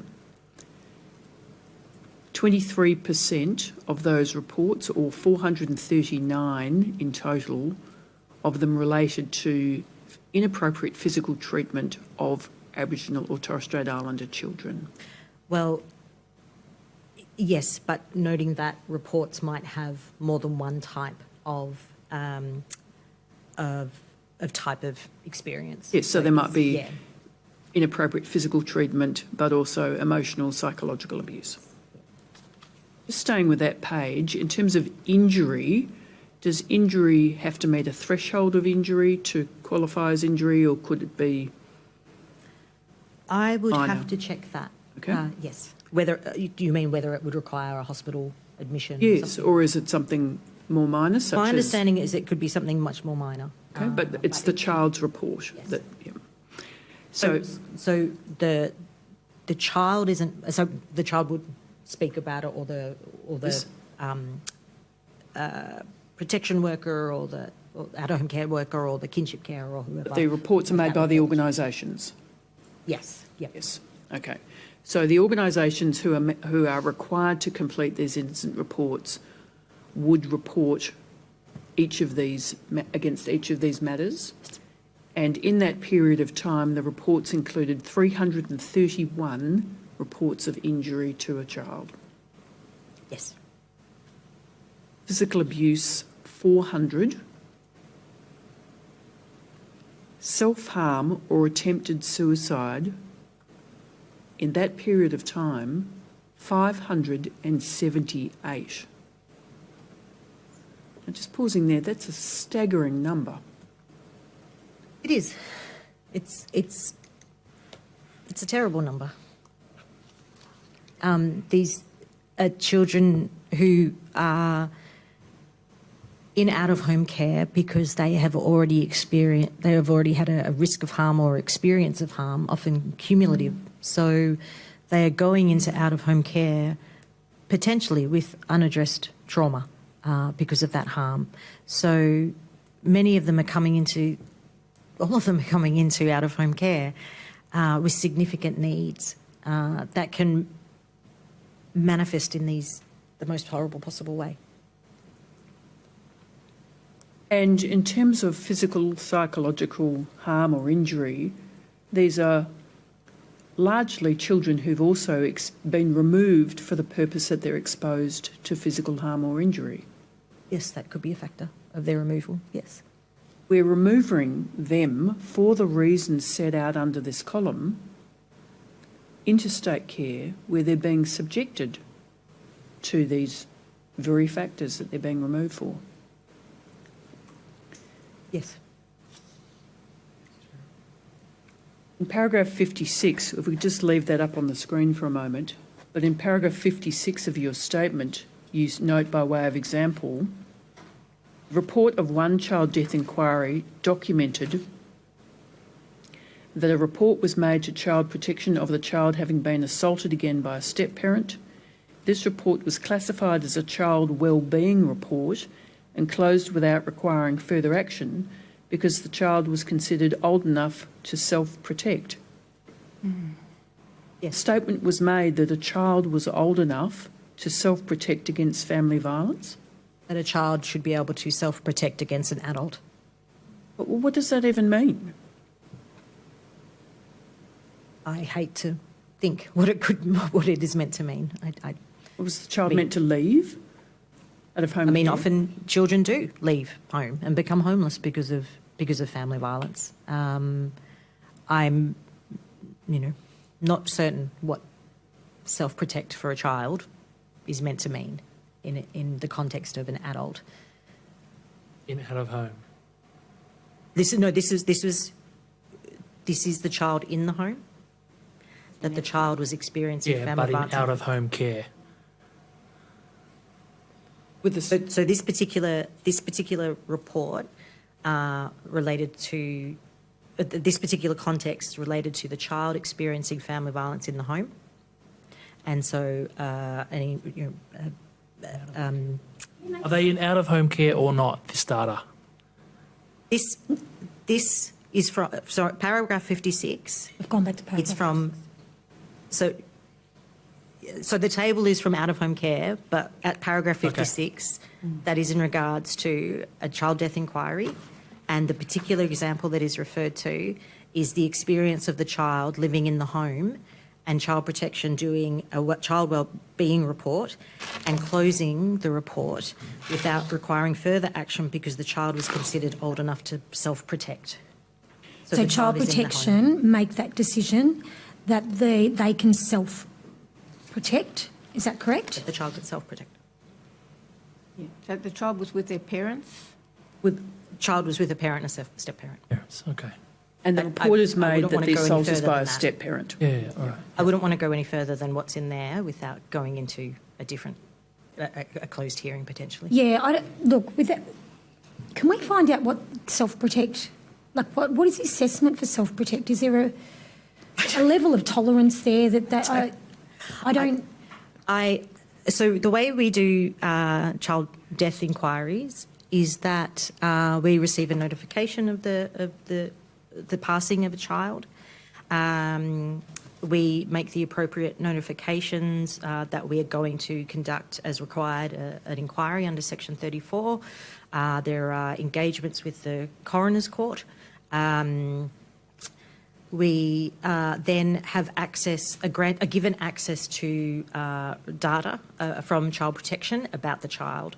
So we get information from the CRIS system, the Client Record Information System, which Is has... that case notes as well?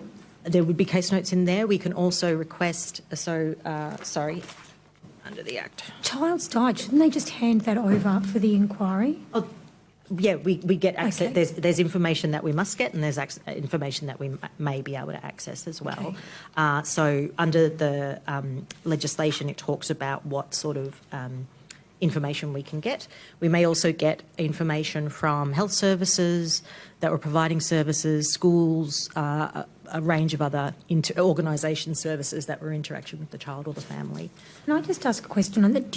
With each child, do you have some thematic recommendations or recommendations that come out of that go back to? So to be specific, with our under Section 34 of our Act, our inquiry must relate to the services provided or omitted to be provided to the child before his or her death. So the child death inquiries relate to a child or young person who was a child protection client either at the time of their death or in the 12 months before their death. So we have a very specific focus on the services provided or failed to be provided to a family. So when we make recommendations, we can make individual recommendations that are quite specific to that child's environment, circumstances, regional area, the DFFH office, not all. Also, we highlight systemic recommendations that we've made in other systemic inquiries that are relevant to that particular child's circumstances. Could I just ask you, looking at that table, the number of incidents reported for the period of 2019 to 2020, we see down the bottom of the page sexual abuse, sexual exploitation, and the numbers are 232 or 24% and 173 and 22% for sexual exploitation. That is sexual exploitation by a carer. Sexual exploitation by someone outside of the care environment. I see. So, yeah. So our inquiry Out of Sight Yes. talked specifically about the experiences of children and young people who are missing or absent from out-of-home care, sorry, from residential. Give me 1 second. Let me make sure I'm getting that right.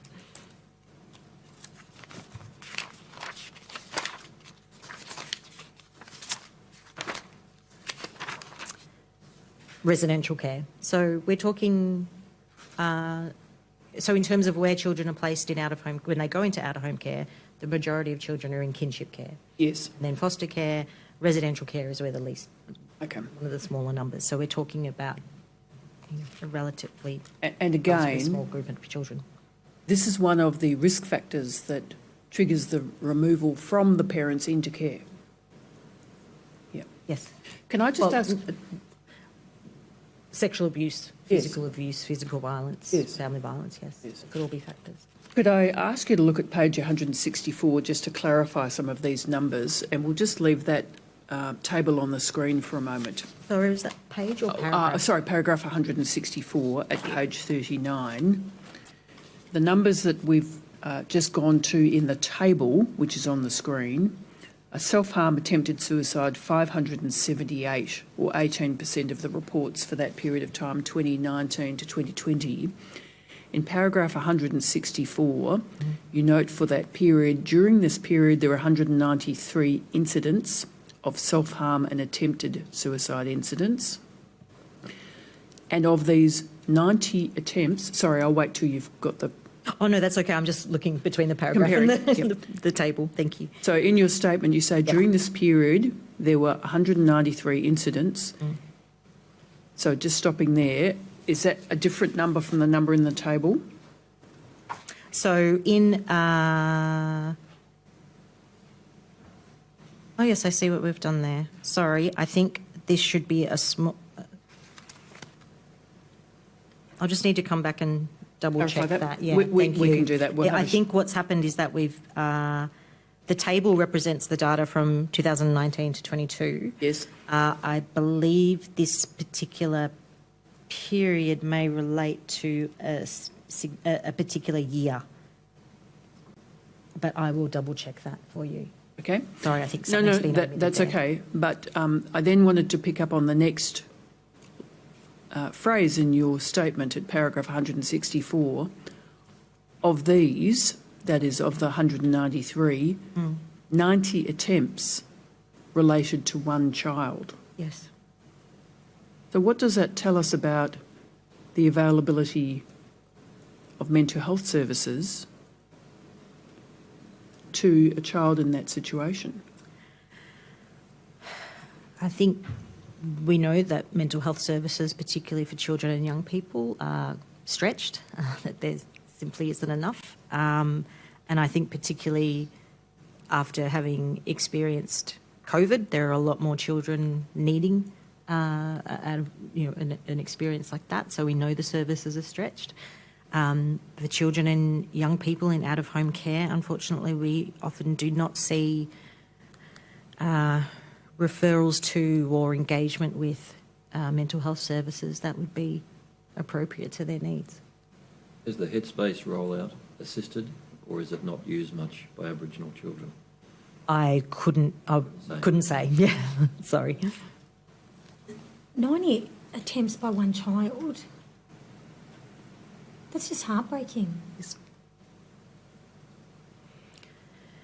How can we not get reform when these numbers for one child are so high? We're obviously not addressing the underlying needs of these children.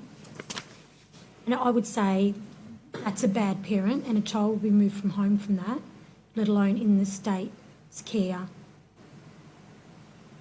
Like, there's no words. No. I'll agree with you on that. There's no words. Can I come back, please, Commissioner, to paragraph 71 of your statement?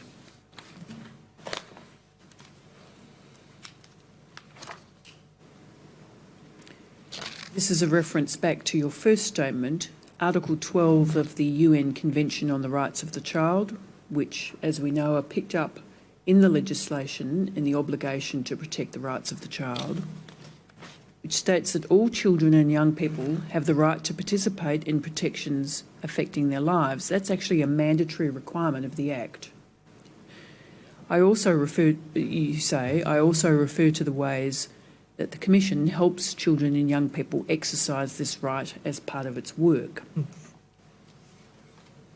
In your view, paragraph 72, the completed reports reveal there is a failure to incorporate the voices of Aboriginal children and young people in the decisions that impact their daily lives and long-term development and planning. Now, just pausing there, is your understanding of the Convention that these rights don't suddenly kick in at age 10 or 12 or 14, do they? They are rights that are owed by all children. And if there is a practice that children are not consulted about their preferences, their desires, their fears and concerns until after age 10, that would be in breach of the Convention rights.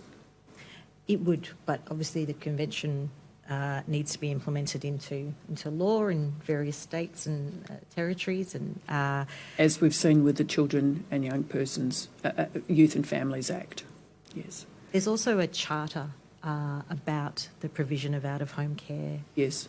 For the rights of children as well, that talks about what rights they have. Yep. The charter is intended to reflect the Convention on the Rights of the Child.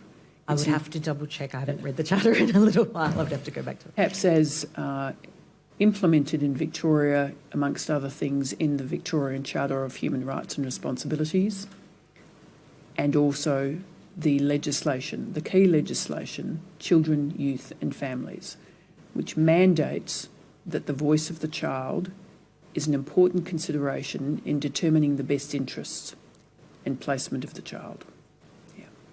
This overarching consideration, the best interests of the child,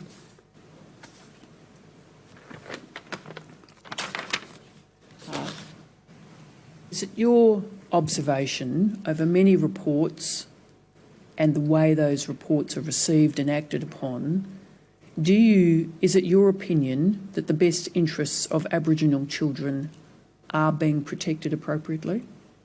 Sorry, just to clarify, when you say reports, do you mean your the completed reports that we... Thematic and individual reports, the conversations you have with children who are ringing you directly or speaking to you directly, is it your observation that the rights of those children meet the best interest principles set out in the legislation? In specifically getting... hearing their voices and their right to participation, don't see enough evidence of that. And in terms of decisions about placement and care of those children when they're in state care, are their rights protected? I don't see enough evidence of it, or I see minimal evidence of it. We hear about children being removed without any notice, any discussion. We hear about children having numerous placements in their time in out-of-home care without any warning, decisions about where they will or won't go to school. They're often not engaged with on those, whole range of decisions that impact on their lives that they don't get involved in. Deputy Chair, I didn't intend to go specifically to these topics. They are addressed in Commissioner Singh's statement, but in case there are questions, at paragraph 76 to 79, the topic of kinship carers not being adequately supported. At 80 to 83, high rates of crossover children. The overrepresentation in the youth justice system, 84 to 86. Aboriginal children and young people disproportionately experiencing specific types of harm in youth detention, and lack of appropriate data collection and reporting I was proposing to next ask about key systemic areas derived from mandatory and public notifications, but if there are questions Commissioners have now or at some point, I should pause to let you ask those questions. I think the questions I have on those are for the Minister rather than the Commissioner, because this is about a level of authority of who sees this data and who acts upon it. So I can see the Commissioner's frustration as much as we have had this week. So I don't know, did any... My questions are for the Minister as well, especially around kinship carers and the stated to the department what the ideal is as opposed to what the reality is as revealed by the VAGO report in 2022. And it's that gap between ideal and reality that is increasingly the focus here. My questions are about self-determination. Do it now? Commissioner? Self-determination, child protection system.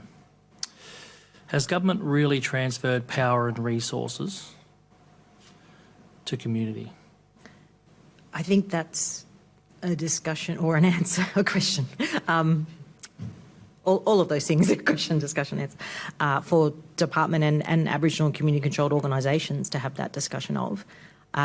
What my focus is as Commissioner for Children, Aboriginal Children and Young People, is on how do Aboriginal children and young people get to exercise their self-determination in these systems. So when I think about what a different child protection system, a different system of protecting children looks like, children and young people are at the centre. And for Aboriginal children and young people, their self-determination is demonstrated by their ability to express their wishes, to be heard, to have consistent relationships with workers who will be able to advocate for them, to be connected to culture, a whole range of things. And do you think that's happening now? I don't see enough evidence of it. No.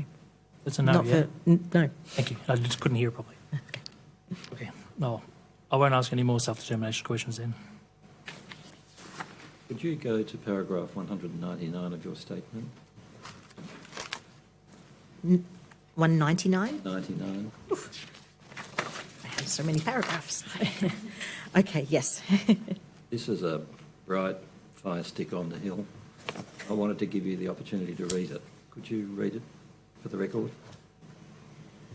With the ongoing impact of colonisation, entrenched disadvantage and poverty that too many Aboriginal people experience, the Victorian Government must ensure that all Aboriginal children and young people, as for all Victorian children and young people, have the opportunity to flourish and reach their full potential.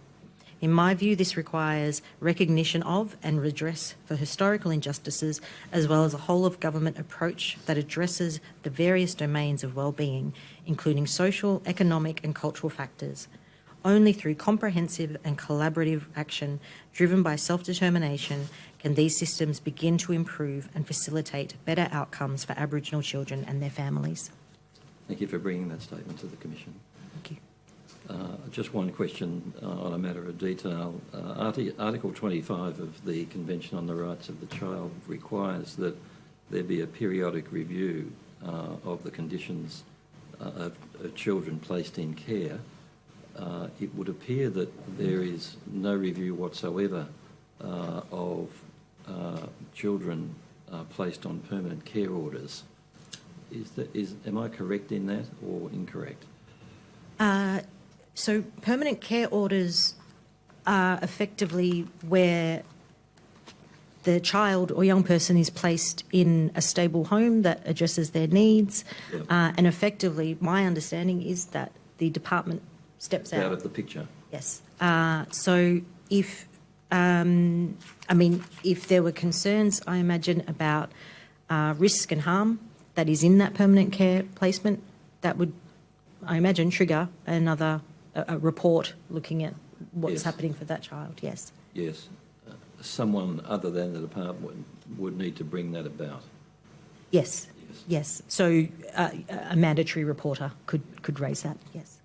Just on that question of periodic reviews, does the Commission contribute to a state government contribution to the periodic reviews? under the Convention? Sorry, I'm They're sorry. specific, counsel. They're specific to the child. They're not system related. Thank you, Commissioner. Commissioner, paragraph 200 of your statement, you make reference to hundreds of recommendations to improve the child protection system and youth justice system and its systemic inquiries. You say, this is page 47, in my view, there are some key outstanding recommendations from these systemic inquiries which remain relevant steps that can be taken to prevent or mitigate the systemic issues and areas of concern that you have identified. Yes. And you set out a list of those key recommendations at Annexure 5. Yes. So could we just bring up Annexure 5, please?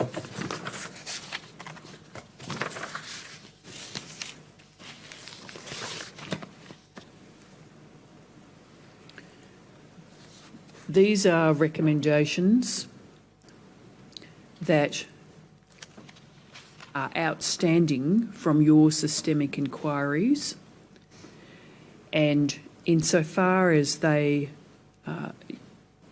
represent matters that you think are still relevant for the department to respond to, can I do this universally to start with? Would you suggest that the commission, this Yoorrook Commission, should, if appropriate, support those recommendations? Yes. Are there any that you wish to highlight on that list that you think are most urgent? Or from in our own words, recommendations 1 and 4 relate to giving all children and young Just pardon me for a moment, it's page 70 of the document. Thank you.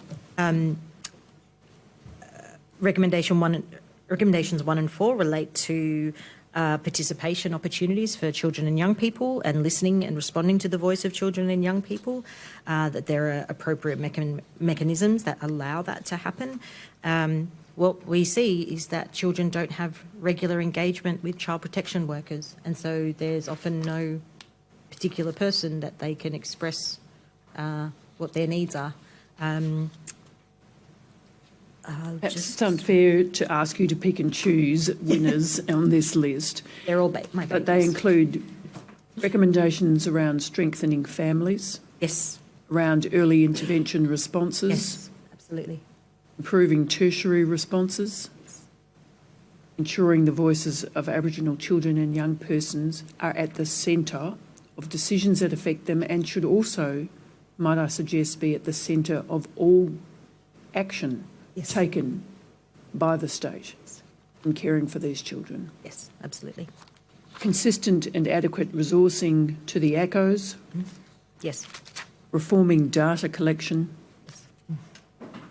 redesigning residential care homes. Perhaps you could just expand on that point.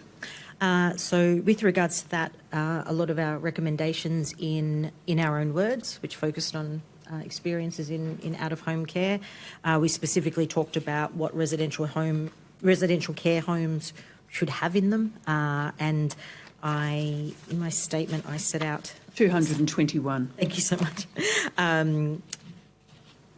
So what children and young people are telling us in our own words was literally the words of children and young people. So residential care workers who are caring and genuinely engaged with each child and young person, that they're therapeutically trained to identify and manage complex behaviours and reduce the need for involvement from police to de-escalate behaviours, who are responsive to cultural needs of Aboriginal children and young people, that there's a high ratio of workers to children and young people, that when we're placing children in residential care homes, we're considering the individual experiences, the needs, the ages and other characteristics of those children. So, for example, we're not placing incredibly young children with late teenage, 16-year-olds. The physical environment, we want it to have a feeling of home and safety. Aboriginal children and young people have said to me that experiences of out-of-home care did not feel like home, didn't feel like it was their home, that they would want to bring people home to, like lots of us would want to. Access to pets and other therapeutic responses. facilitate connections with education, and support participation in recreational activities. Two things I want to highlight. The first is that you mention in paragraph 222 and 3 that your role needs to be clarified and expanded under legislation. Yes. So what needs to occur? You mentioned this the last time you gave evidence, but just to give you another opportunity to say what needs to occur here. To explicitly mention the role of Aboriginal children and Commissioner for Aboriginal Children and Young People, there's nothing in the legislation to talk about why the role is needed, and the role is needed because of the overrepresentation of Aboriginal children in out-of-home care, in child protection and in youth justice. So, as I said, the first time I gave evidence, there's nothing in the legislation that at all refers to my role. So to clarify, I mean, the reality is that I work very closely and collaboratively with the Principal Commissioner to run the Commission and exercise functions and powers, and my work is related to Aboriginal children and young people. But there's nothing specifically explicit about that. That's the way it's been developed. And your statement and the positions advocated come with your authority and also with her authority. The Principal Commissioners, yes, as well, also agreeing to this. So, you know, as I've got there in that paragraph 222, what's the clarification of my role in regards to vulnerable Aboriginal children and young people, our children who are in the child protection system and youth justice system? What's my role in regards to Aboriginal community-controlled organisations who are delivering services for child protection, but also community service organisations that are looking after Aboriginal children? So greater clarification of what the role is meant to do. Could we go back to page 72, the summary of your recommendations in Appendix 5?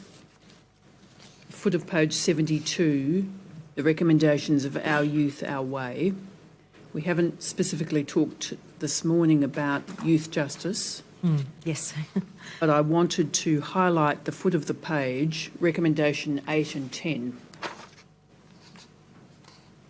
So the Commission has heard evidence from the Attorney-General a week ago, and on Monday the Commissioner and Minister for Police in relation to these changes. Your recommendation, outstanding from Our Youth, Our Way, is that the Children, Youth and Families Act be amended to increase the minimum age of criminal responsibility in Victoria to 14 years without exceptions. Yes. We understand that the proposals, according to the Attorney-General, are to raise the age this year sometime to 12, and then in 2027, 14, subject to safeguards. Yes. What those safeguards are yet, we don't know, or how they'll be resourced. Yes. So can I invite your comment now in relation to the proposal to delay until later this year the raising of the age to 12, and then delay until, for 4 years or so, potentially more, the raising of the age to 14 without exceptions? So the voice of the Commission for Children and Young People is one of a chorus of voices calling for raising the age to 14 years without exception. The Commission itself first raising the age in 2016 and has subsequently backed that with calls, obviously, from Our Youth, Our Way. There is so much evidence that says why the age of criminal responsibility should be 14. There is evidence from around the world in other jurisdictions about how this works, about how we can have responses to particular behaviours that do not involve a criminal response but involve a therapeutic response. And I think sometimes what's missing from the conversation around this is that there's a fear that if we suddenly raise the age, that there will be nothing else put in place, that suddenly we'll have young children, well, children between the age of 10 and 14 just running amok. We're not talking about an absence of services and supports. We're actually talking about greater investment that is responding to behaviours of a child and understanding how and why children are behaving in particular ways, as we've talked about from this evidence, a lot of the children we see are acting out because of traumatic backgrounds, because they haven't developed the skills to be able to respond to the traumas that they've experienced. So there has been a lot of time and a lot of advocacy from a lot of people around the country to raise the age. It's disappointing because it's not clear what the evidence basis is for doing it in this way. There could be a commitment now to raising the age and seeing work done. There's been so many recommendations, so many submissions that set out what could be done in response to it. I hope that there is reform sooner rather than later in regards to raising the age to 14. Is it your evidence that the system at the moment is punishing children for their trauma? Yes.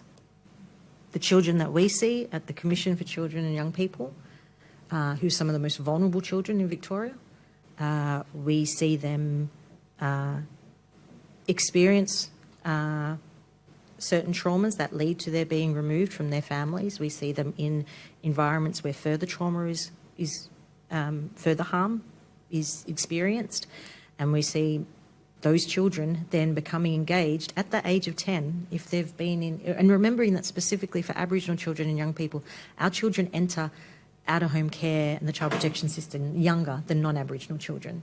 So needs are going, traumatic experiences are happening earlier, the needs are not going, needs are not being addressed, not being met, and then as soon as the age of criminal responsibility comes in, at 10 years old, we suddenly find these children who have experienced these traumas are acting out in ways that demonstrate clear connection with their traumas, also becoming entangled with the youth justice system. Mr Alexandros yesterday said he expected the current framework addressing the criminalisation of young people in residential settings, he expected those numbers to come down as that framework was implemented. Are you familiar with the framework? I am, yes. Does the Commission have input into that framework? So we are not a signatory to the framework, but we are part of, I don't have the exact word to hand, we are involved in meetings that... A collaborator. Yes, yeah. Can I ask you to look at the next recommendation, and that is the amendment to the Act to prohibit children under the age of 16 being sentenced to or remanded in youth custody. Sorry, this is page 72. Yes, thanks. Under the age of 18 being sentenced to adult imprisonment. So this relates to the ages of incarceration. Yes. And incarceration in adult facilities. Yes. Now, there hasn't been much focus on that thus far in the Commission. What would you like to say to the Commission about the minimum age of incarceration and the minimum age of incarceration in adult facilities? So we know that the earlier a child goes into youth justice detention, into prison, the more likely they are to stay connected. They're more likely they are to return and then to potentially progress onto offending as an adult. So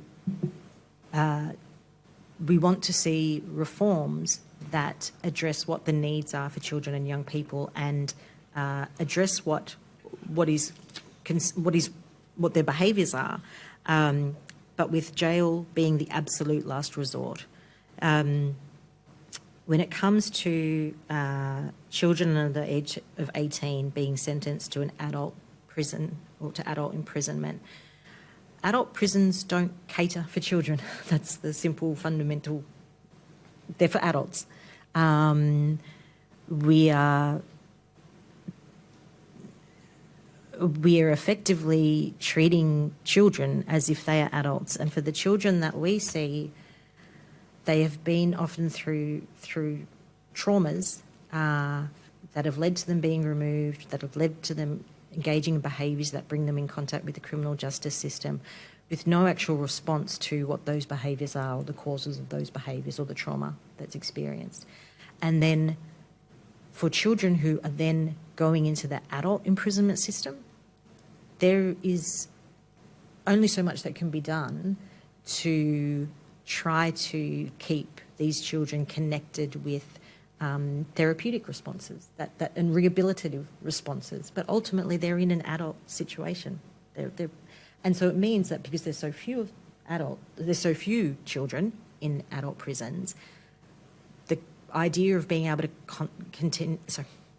connect with peers, that vital peer connection is not there. So many of the supports that you can get in youth justice centres, and I'm not advocating for youth justice centres at all, but there's certain things that are available in youth justice centres that aren't available in adult prisons, and children should not be in adult prisons. Is it your view and the Commission's view that placing a child in a custodial setting under the age of 16 and placing them in an adult prison under the age of 18 are not in the best interests of the child? No. Commissioners, I suggest a short break. There may be some matters that we wish to proceed with in closed hearing. If we have a short break, and then we can decide on the best way forward. Yep, thank you. About 10 minutes enough? Sure. Yep. Thanks.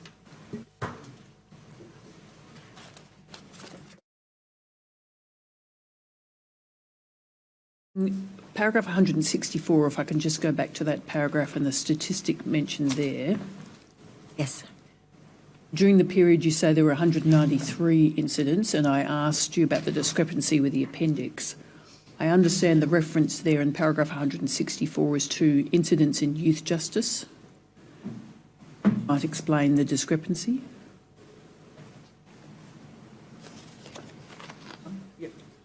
Sorry. Yes. looking for clarification from somewhere, but that would explain the discrepancy in the numbers. It is youth justice. Okay. Yes, thank you. Can I ask you to turn to paragraph 205 of your statement?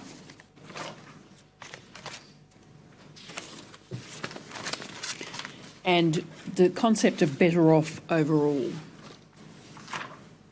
So which paragraph? Paragraph 205. Yes, thank you. Sorry. Early intervention, ensure the experience or risk of experiencing harm by Aboriginal children and young people and their families or other places is addressed appropriately at the first indication. So this is the discussion around early intervention and risk. An early intervention response must promote self-determination. And Commissioner Lovett asked you some questions about self-determination, including by enabling Aboriginal children and young people and their families to choose from where they receive services, be evidence-based, intensive, culturally appropriate, and ultimately, you say in the last dot point, leave the child or young person and their family better off overall. So the goal of any intervention in a child's life should be that they are left better off overall. Yes. Can I ask you to talk about that concept a little bit? Should the aim of every interaction between child protection and a child or their family be guided by this principle, that they are better off overall as a result of that? It would have to be very carefully articulated, because better off overall should be from the perspective of the child and young person and their family, not necessarily from, which could be a different perspective compared to what the department thinks is better off overall. So, where do human rights come into this generalised statement? How do people work out how to balance competing interests? Sounds very utilitarian to me. Well, yeah, I mean, the better off overall is an idea that whatever the engagement with child protection, whatever interaction child protection is having with a family, with a child or young person, is that there's some sort of benefit to it. Yeah. There's some sort of positive outcome that comes from it. whether it's the beginning of a relationship that's going to continue, whether it's the idea of this, I will be the person that you can call when things go wrong, whether it's the, I can get you to an appointment, I can, these sorts of things that will actually support that relationship, that will enable children and young people and their families to be able to engage with the supports and services that they need. We have, I get that. Yep. but what we have right now is a system that, in lots of ways, sees what's happening with the child but doesn't do anything. Yeah.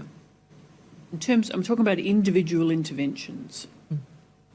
The aim being to leave the child and their family better off overall.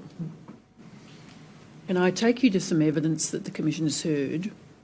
The first is some evidence of Sissy Austin, BAL 4.0004.0001.0051-R and page 182, paragraph 182 to 186 of her statement, and I'll just give you a summary of that.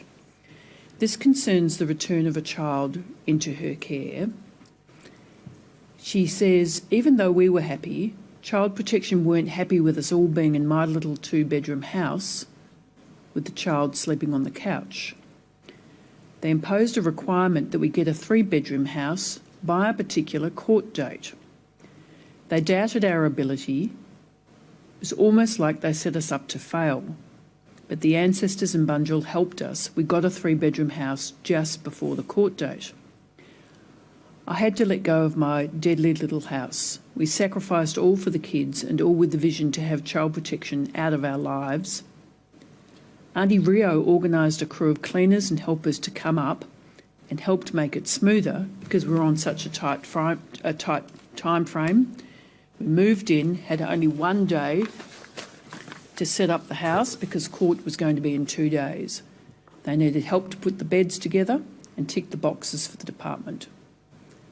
She says at paragraph 186, the department was so shocked that we got the 3-bedroom house, but they didn't congratulate us. They came in and did an inspection the day before the court and asked, where's the washing machine? It was like, are you serious?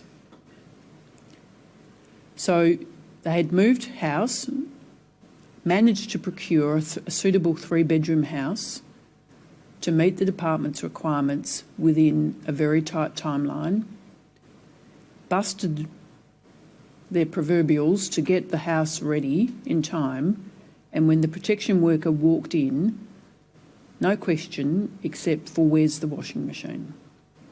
Now, many of us don't have washing machines. So what does it indicate to you about the attitude of child protection workers in terms of supporting and building up those families, supporting them in this process rather than taking a punitive approach? That was going to be my comment in regards to that situation, is that it's a punitive response that, as Sissy Austin says, feels like they were set up to fail. It reminds me of, if I can take a little sidestep, but it's so interesting, this my mother grew up a little bit on the Marupna Flats, and I understand the commissioners and Yoorrook staff got to visit the Marupna Flats and hear some of the stories. And there's the wonderful video, The Flats, about with elders talking about their experiences. And I think it's Auntie Faye who talks about her mother filling up empty cans and putting the lid back on and stacking in the house, so that when welfare would come and check, they would look like they had food and such. And she gave that evidence to the Commission as well. I hear that story, and there's a part of me that thinks, what's changed in terms of the punitive approach to, I am certain that in that little 2-bedroom house there would have been love and care and support and a demonstration of kinship, caring values that have sustained Aboriginal community for thousands and thousands of years. But it instead is met. I wonder in that interaction, where was the support for finding a house? Where was the offer of finding a house, or at the least a washing machine? There is no place in a child protection system for a punitive response, is there? Correct. There is no place for a child protection practitioner to take the role of oversight that this reported child protection practitioner has taken, is there? No. The job of the child protection practitioner is to support the family and child in the best interests of the child to ensure they're better off overall. Do you agree? Agree. Yes.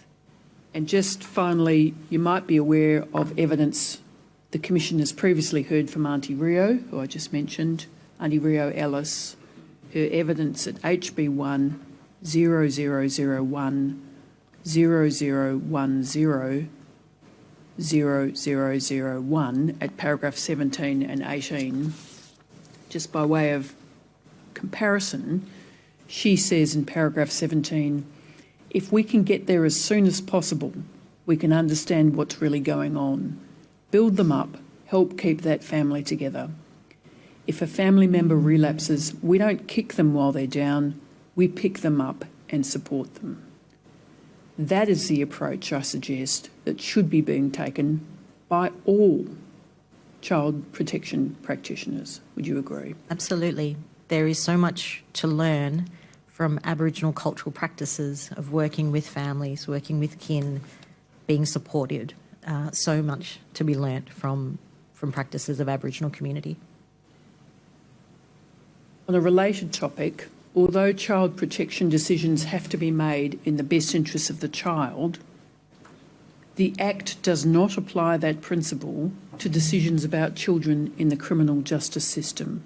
No. So that's a clear failing, is it not?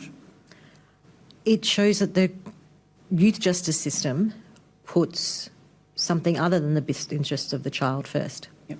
And then it's up to the court to remember that in sentencing decisions. Yes. Yep.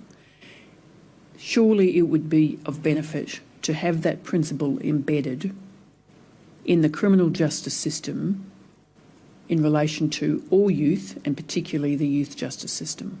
Yes.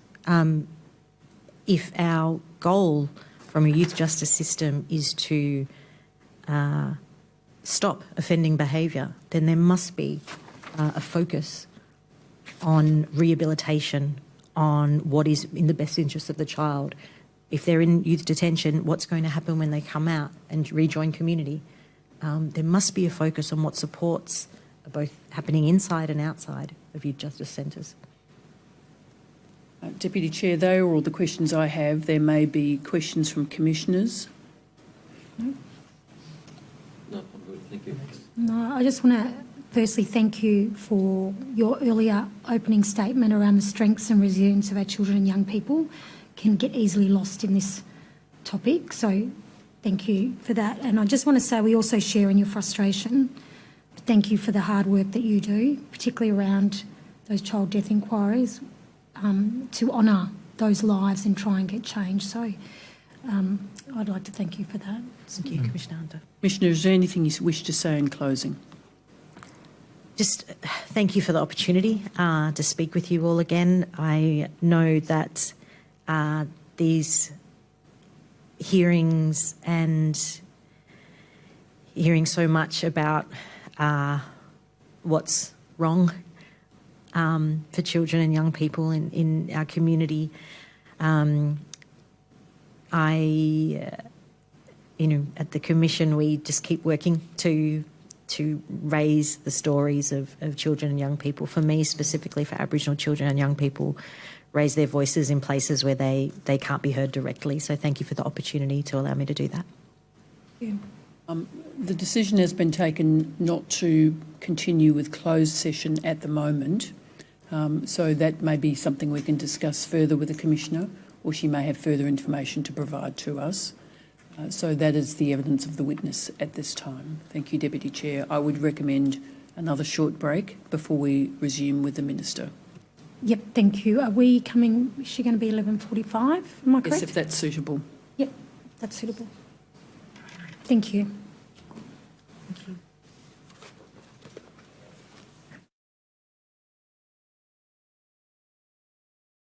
I'd like to invite Commissioner Lovett to acknowledge country. Lata, Latama, Latum Latlinyu, Travis Lovett, Kiramar Gunijmar meeting, Ninian. Meeting, what I'm meeting, all in meeting, Nian Carabanjo, Wenwa, Mao, Coca, Binerong, Purity meeting. It's not a Kitong meeting, not a Kitong Ma. Win, learn, more. Can we stand for a minute silence, please?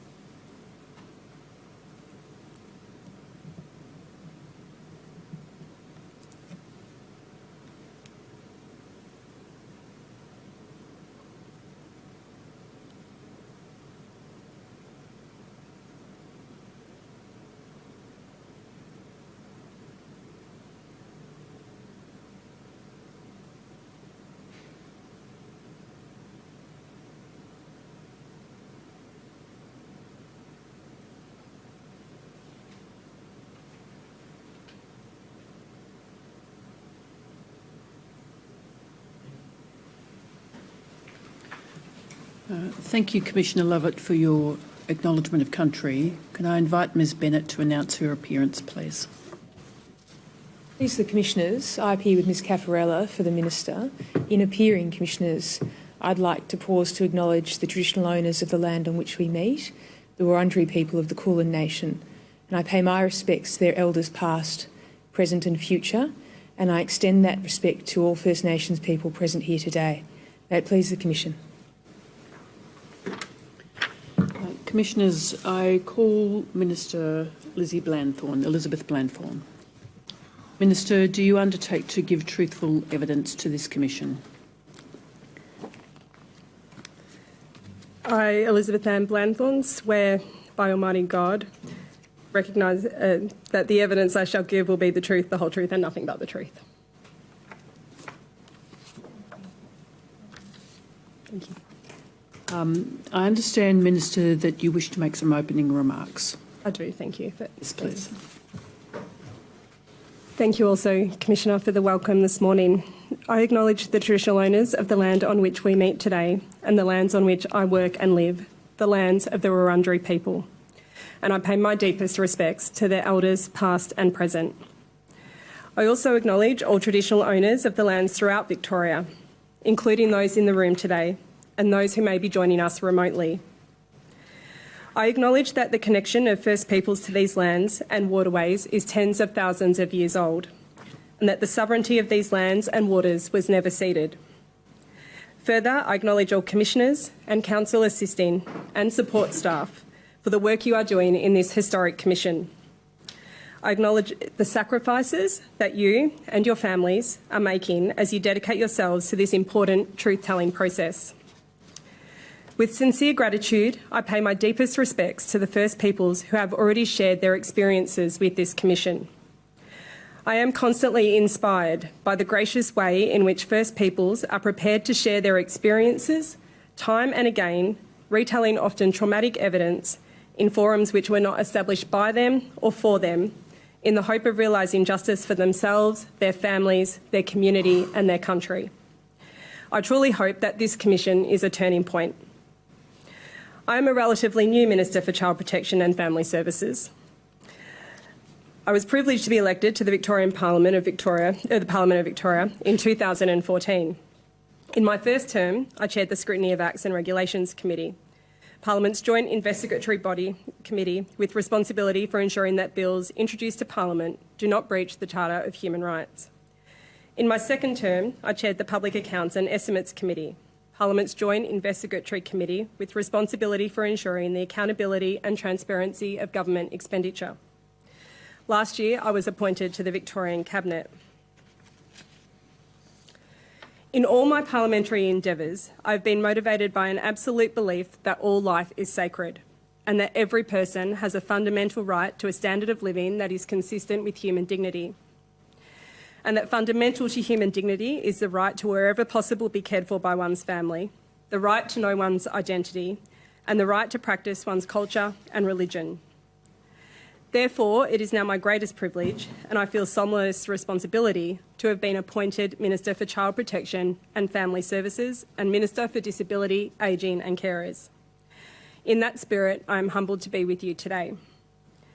I hope that I can provide evidence that is of real assistance to the Commission and which can inform recommendations that will influence a more accessible, just and culturally safe child protection and family services system.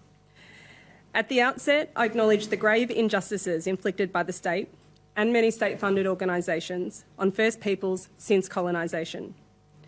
The Yoorrook Justice Commission provides an opportunity for us to formally reckon with both past and ongoing injustices.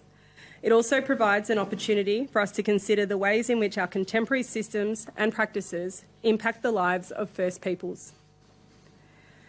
As the Chair explained earlier this week, the word protection has a long and tragic history for First Peoples. The Aborigines Protection Act was legislation that has significant impact on Victoria's First Peoples. It enabled so-called protectors to attempt to control First Peoples through missions and reserves. It also provided for the forcible removal of children, what is better known as the stolen generation.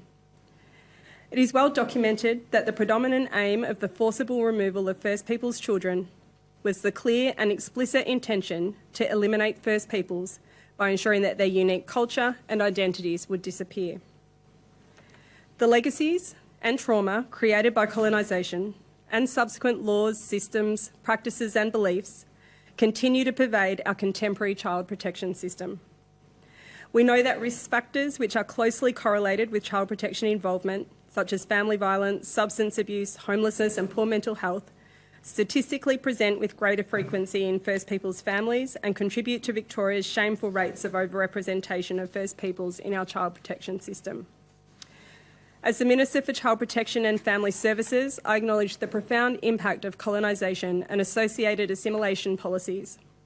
I acknowledge the shameful history of the removal of First Peoples children who were taken under the guise of protection. And I know that from the time of colonisation, there were many agencies involved in the removal and assimilation of children. I have only held my position as Minister for Child Protection and Family Services for 5 months. In that time, I have sought to better understand the impact of the system, historically and currently, on First Peoples families and children. I have heard the evidence that this Commission has received. As a Minister and as a mother, I find that it is truly heartbreaking. I take this opportunity as Minister to apologise formally and unreservedly for the harm caused by historic removal of First Peoples children from their families, their communities and their country. For the harm caused by historic practices that infringed on the rights of families and children to live free from violence, abuse, racism, deprivation and discrimination. And for the harm caused by historic practices that infringed on the rights of families and children to practice their culture safely and happily. On behalf of the State of Victoria, I say sorry. I believe that the staff who work with children in the current Department of Families, Fairness and Housing work hard. They have the best interests of children foremost in their mind. As Minister, I appreciate and value their commitment and dedication to assisting families live healthy, happy and fulfilling lives. Of course, the impacts of the structures and systems built following colonisation are not so easily undone. And I acknowledge that there are real and lasting legacies in the form of unconscious bias and systemic racism that need to be identified and removed. While we have made some progress and improvement in recent years, particularly in relation to transferring decision-making for some First Peoples children to Aboriginal controlled community organisations, these have not yet had the intended effect of reducing Victoria's shameful rates of overrepresentation of First Peoples in the child protection system. I know the Victorian Government must do more. I understand there is much we can do together now to keep children safe and connected to family, to culture, community and country. We have committed to work with First Peoples leaders and organisations to address systemic issues where child protection legislation, policies and procedures are driving interventionist approaches and not enabling true connection and engagement with First Peoples children and families. Focusing on developing and increasing the limited number of First Peoples-led and designed early help and prevention programs currently operating to divert vulnerable First Peoples children from the child protection system. Resourcing ACOs to flexibly deliver place-based holistic services. Improve the cultural safety of our services and how we identify conscious and unconscious bias and racism and their impacts on decision-making. Enabling the development of a culturally attuned child protection and community services workforce, both in ACOs and in general services, so that First Peoples children and families have a choice of appropriate service options. Consider how to best culturally support the long-term care arrangements and exit pathways from child protection for First Peoples children when they cannot be safely reunified with their parents. Developing First Peoples-led research and evidence. I am conscious that there is an increasing sense of urgency and a desire to understand how change will happen. This approach must be built on the foundations of self-determination. I have been grateful for the advice of so many First Peoples-led organisations, particularly ACOs. In conclusion, I am motivated by the work of this Commission and by the opportunity to meaningfully grapple with the legacies of colonialism and dispossession. First Peoples children have the right to live safely with their family, connected to their community and country. First Peoples children have the right to know their identity and practice their culture. First Peoples families rightfully expect the support of government to uphold their fundamental human rights. I am reassured that the partnerships that exist between government and First Peoples-led organisations will enable us to progress necessary reforms. Reforms to both improve the immediate supports and services provided to First Peoples children and families, as well as design and implement a First Peoples-led children and family services system. I thank the Commission for the opportunity to make this opening statement and I welcome your questions. Thank you. Thank you, Minister. Your apology today is significant and you have apologised for the actions of governments and the harm they have caused and continue to cause Aboriginal children, families and communities across generations. An apology without action is not enough. The real test will come in the actions that you and your government take after today. Our children should be able to grow up healthy, happy, strong, connected, knowing their culture and who they are in themselves. But for thousands of our children involved in the child protection system, this is not the case.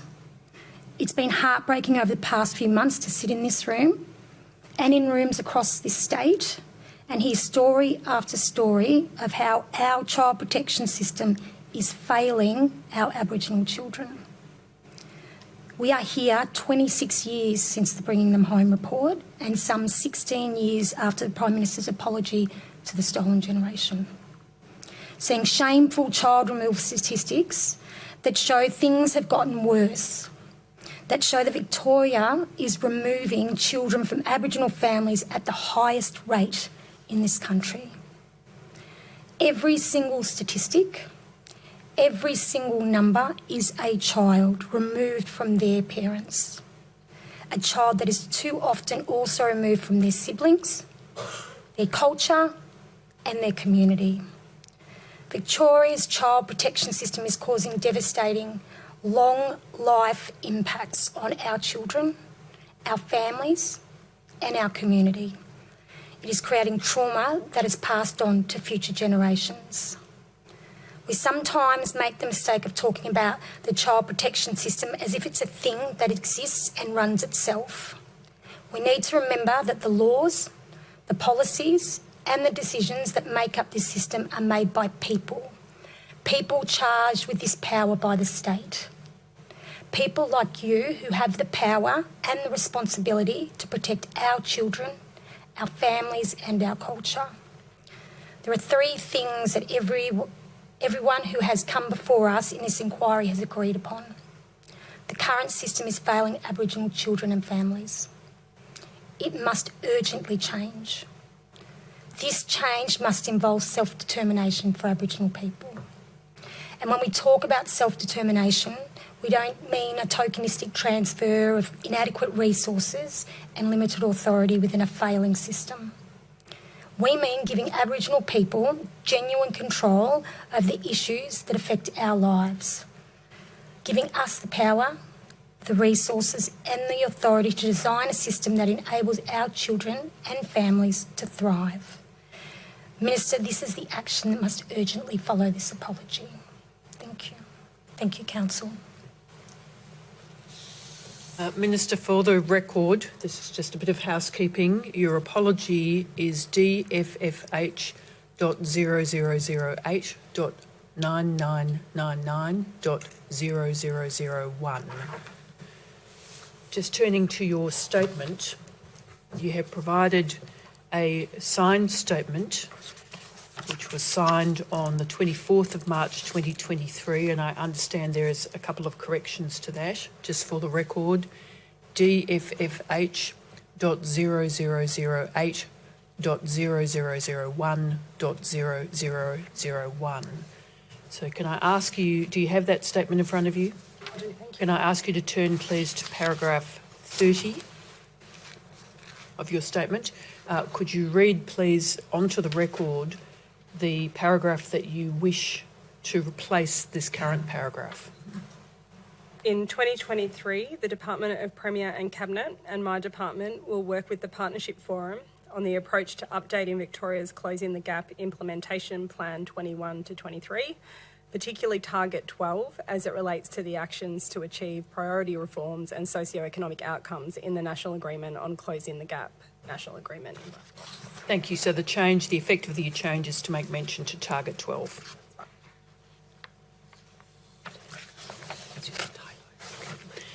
There's also a typographical correction to be made to paragraph 70D.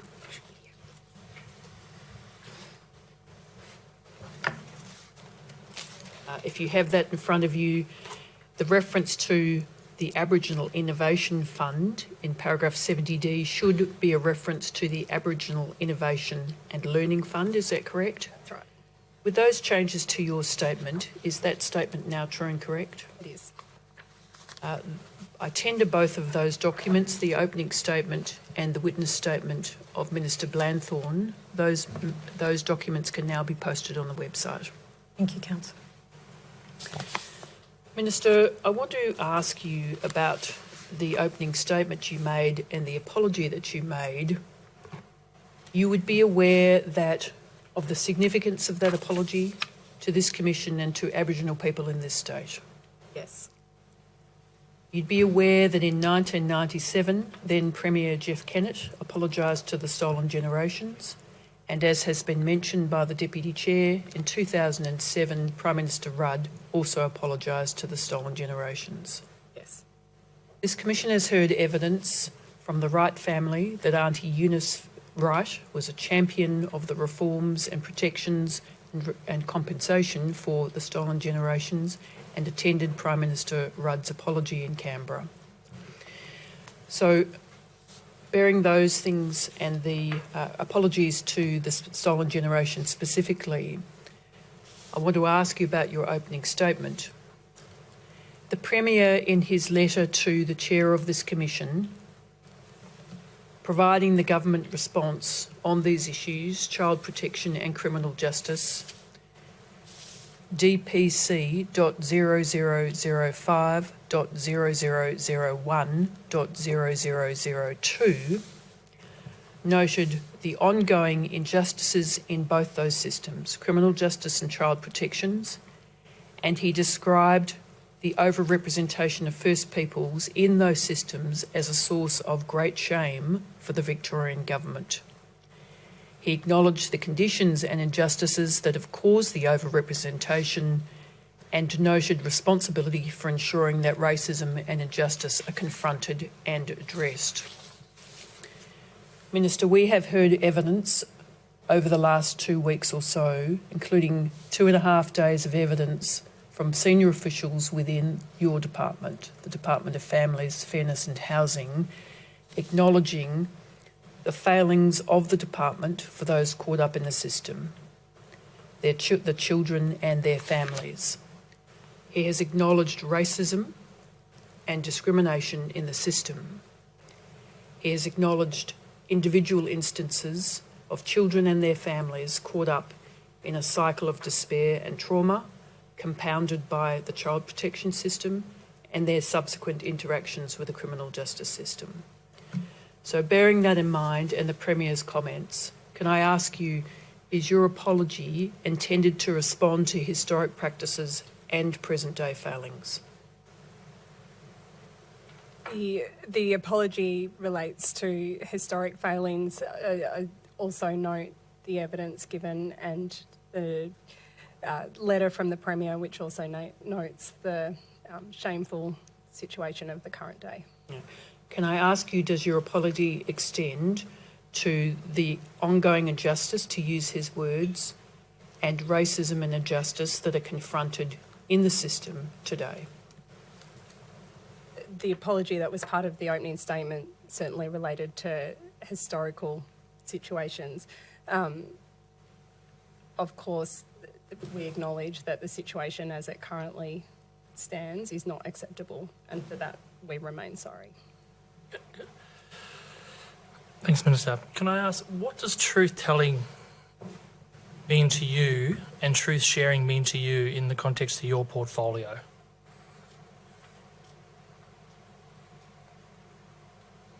Thanks, Commissioner, for the question. I would hope that all of the that in every aspect of all work that my department does within my portfolios, and specifically in relation to the child protection portfolio, is done openly, transparently, honestly, and that as part of that, the truth is always told. And certainly my commitment in taking on these portfolios, and as I said, I've been in these portfolios for 5 months now, but I've been inspired by the extent to which people have openly shared with me their experiences and how they think the truth can be told better. And it's certainly my commitment within the portfolios that we're open, honest, accountable, and that the truth is told. Minister, could I just ask for some follow-up answers in relation to the distinction you drew between past injustice and present injustice? Counsel was really inviting you to say quite clearly whether you apologise for both, but you seem to persist in drawing a distinction. I could be misunderstanding you. Are you apologising for both or not? Oh, I'm absolutely sorry for any injustice that occurs, any injustice in any system, but in the one for which I am responsible is unacceptable. Yes. Yeah. And I take it that you therefore accept that the present system is operating shamefully and in an unjust way, for which you apologise, as well as for the past. There certainly are aspects of the system that are unjust, and certainly for where there is injustice, I apologise. Minister, can I turn to your statement? And just before I leave that, Minister, you would understand the significance of your statement of apology in this country at this time, not just for Victoria, but in this country. You would appreciate that significance? Yeah.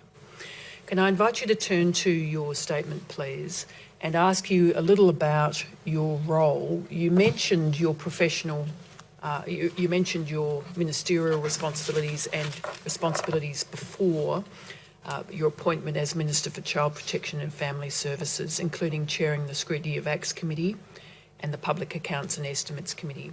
Before I come to that, would you please give the Commission a brief outline of your professional and academic background as now appears relevant to your portfolio as Child Protection Minister? Sure.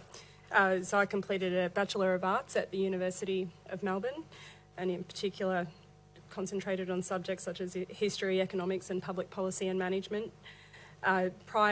Immediately prior to being elected, I was an employee of the Catholic Education Office, and I've also worked as a trade union official for the union that represents retail workers, some of the lowest paid workers in our community.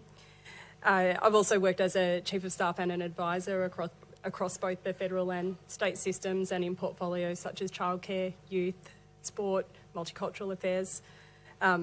Relevantly, not paid work, but as a volunteer, I have worked in a number of volunteered in a number of community service organisations, but of particular relevance. I served 2 periods of time on the Caroline Chisholm Society, a family support organisation. 1 period as president.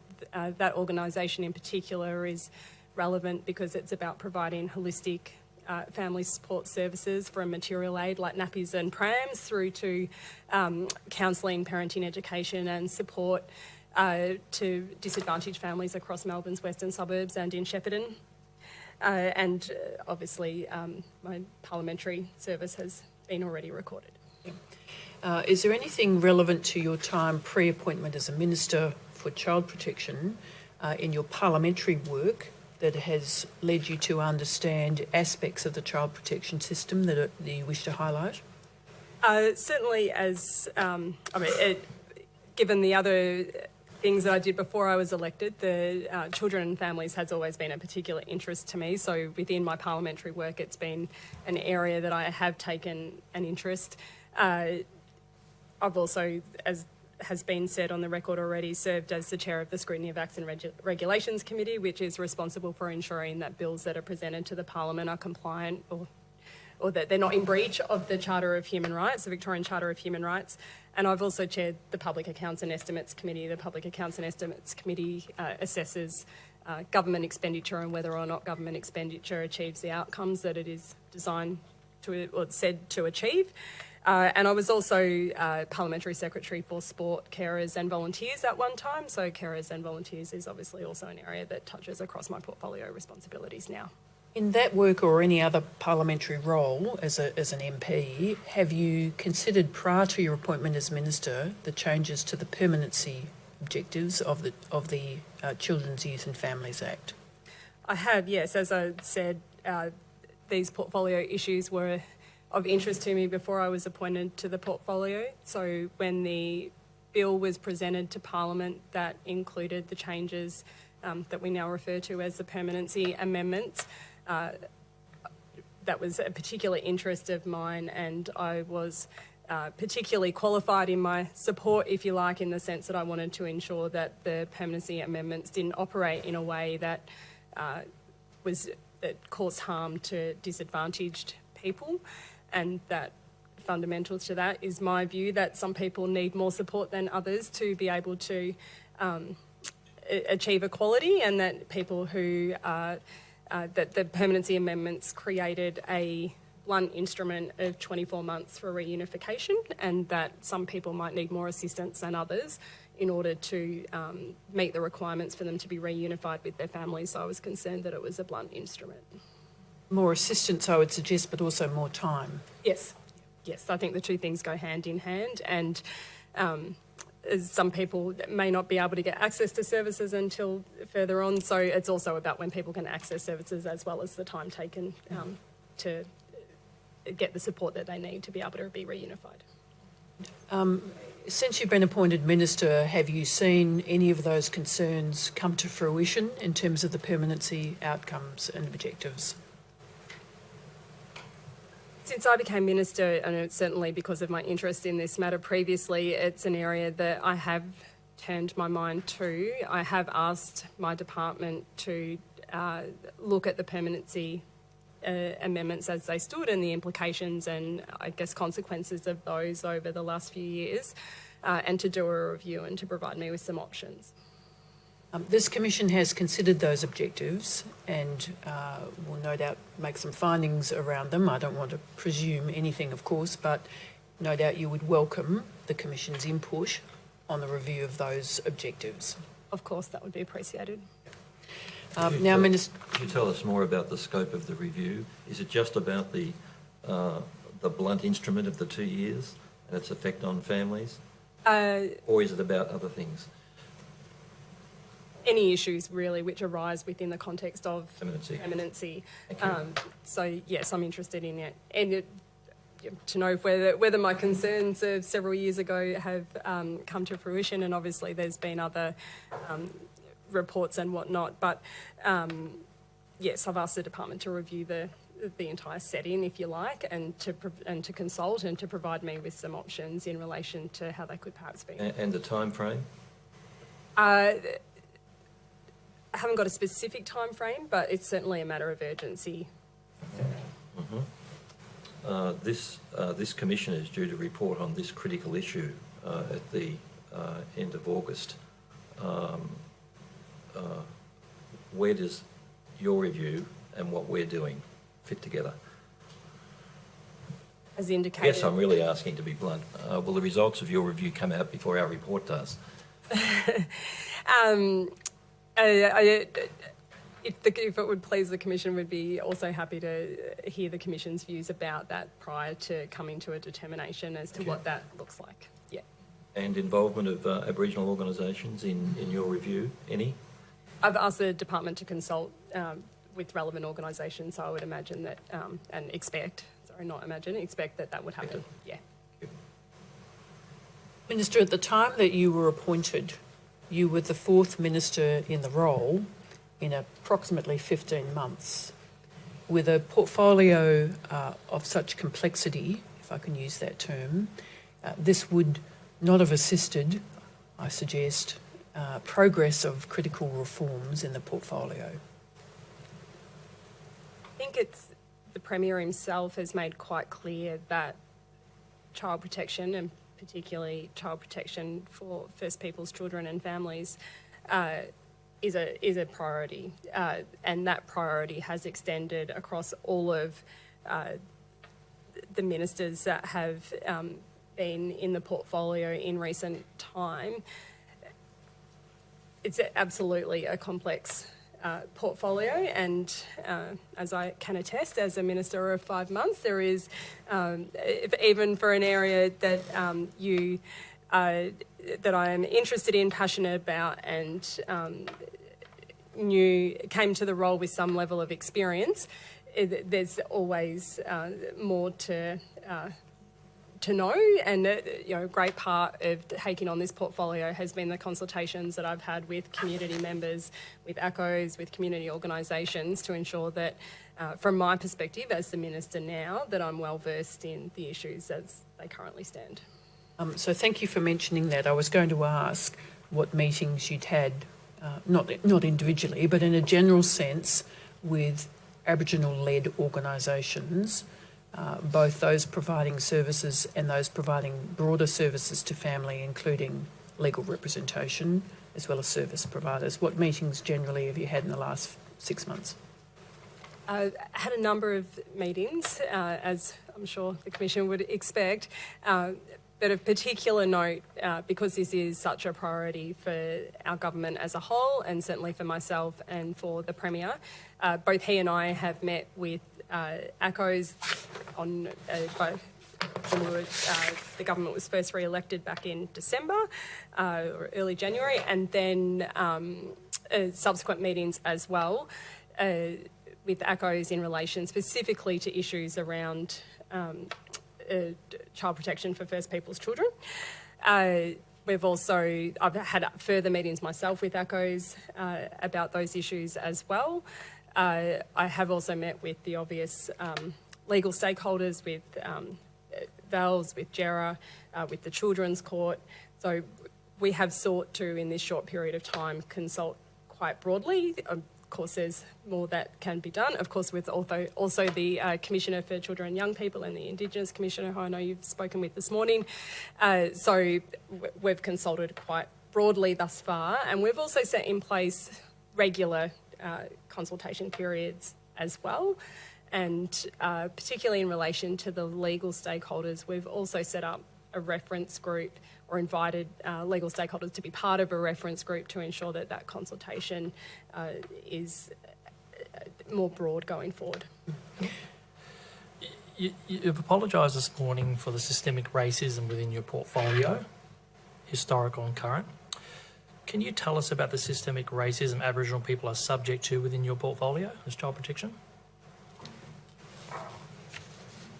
If we look at the system as a whole, and my opening statement referred to the lasting and continuous impacts of colonisation, the subsequent assimilation policies, dispossession and things that Maybe we came can be more after. specific. Sorry, Minister. Systemic racism Aboriginal people are facing today. Yeah, sorry, I understood the So question. just I was coming yeah. to that.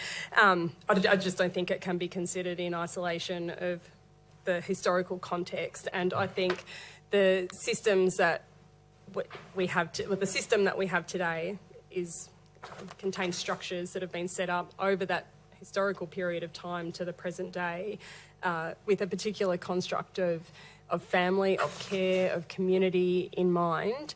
And those structures are perhaps at times reflective of that and pervade the current system today. So that provides, means that we still have some level of systemic racism within our contemporary systems. It's completely unacceptable, but I guess the historical context and how that has fed into the structures that make up our system today I think it's been well recognised in this commission thus far that has led to the systemic racism that we experience in the system at the moment. Can I invite you to look to paragraph 20 of your statement and ask you about principles of self-determination? You indicate in paragraph 20, most commonly leaders and organisations have advised me that what is needed is a genuinely self-determined approach that includes additional investment in early intervention and prevention. That's a common theme that we have heard emerging from the evidence, as well as greater and more flexible arrangements that provide for First Peoples-led decision-making and support for First Peoples children and families. So, is it your plan and intention to follow the advice that you received in that respect?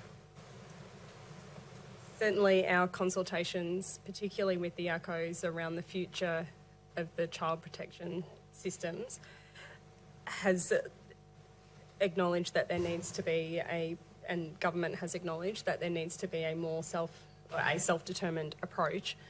Self-determination is obviously a human right. It's not for government to define self-determination in that sense, but it's certainly for government to enable it. And the purpose of our conversations with ACOs has been for them to tell us what the system looks like and the extent to which they want us to be involved. And the answer isn't the same across all of the ACOs. There's different levels of, different ACOs have different views about what their needs and aspirations are in terms of their involvement with the system. And some are telling us that they would like to be able to deliver a system, and others are telling us that they don't, and there's some that are in the middle. In my view, self-determination is allowing those ACOs to make those decisions for themselves and for government to enable those decisions. And would you agree with me that enabling them to make those decisions and deliver those services requires a genuine commitment by government to provision of resourcing so that they are not set up to fail? Yes. Would you also say that the laws that stand, as we use Section 18 as an example, and we talked about permanency.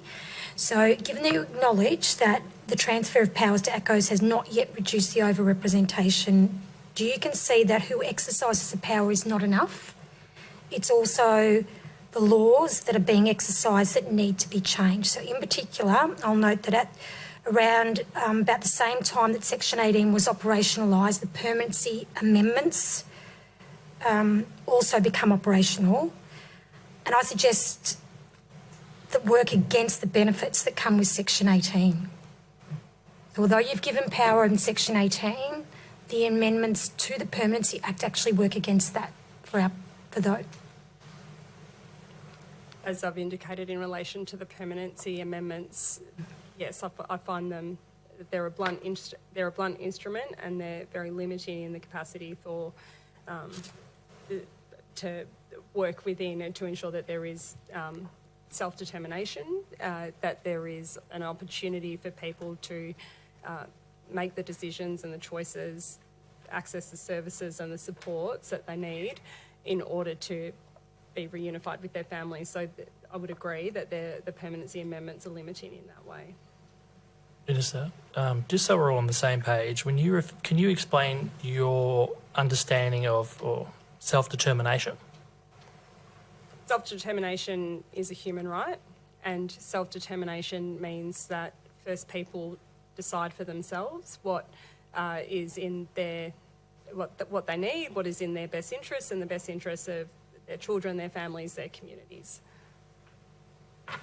But to achieve self-determination, there has to be a genuine transfer of power and a genuine transfer of resources and a willingness to let First Peoples make those determinations without interference or being circumscribed.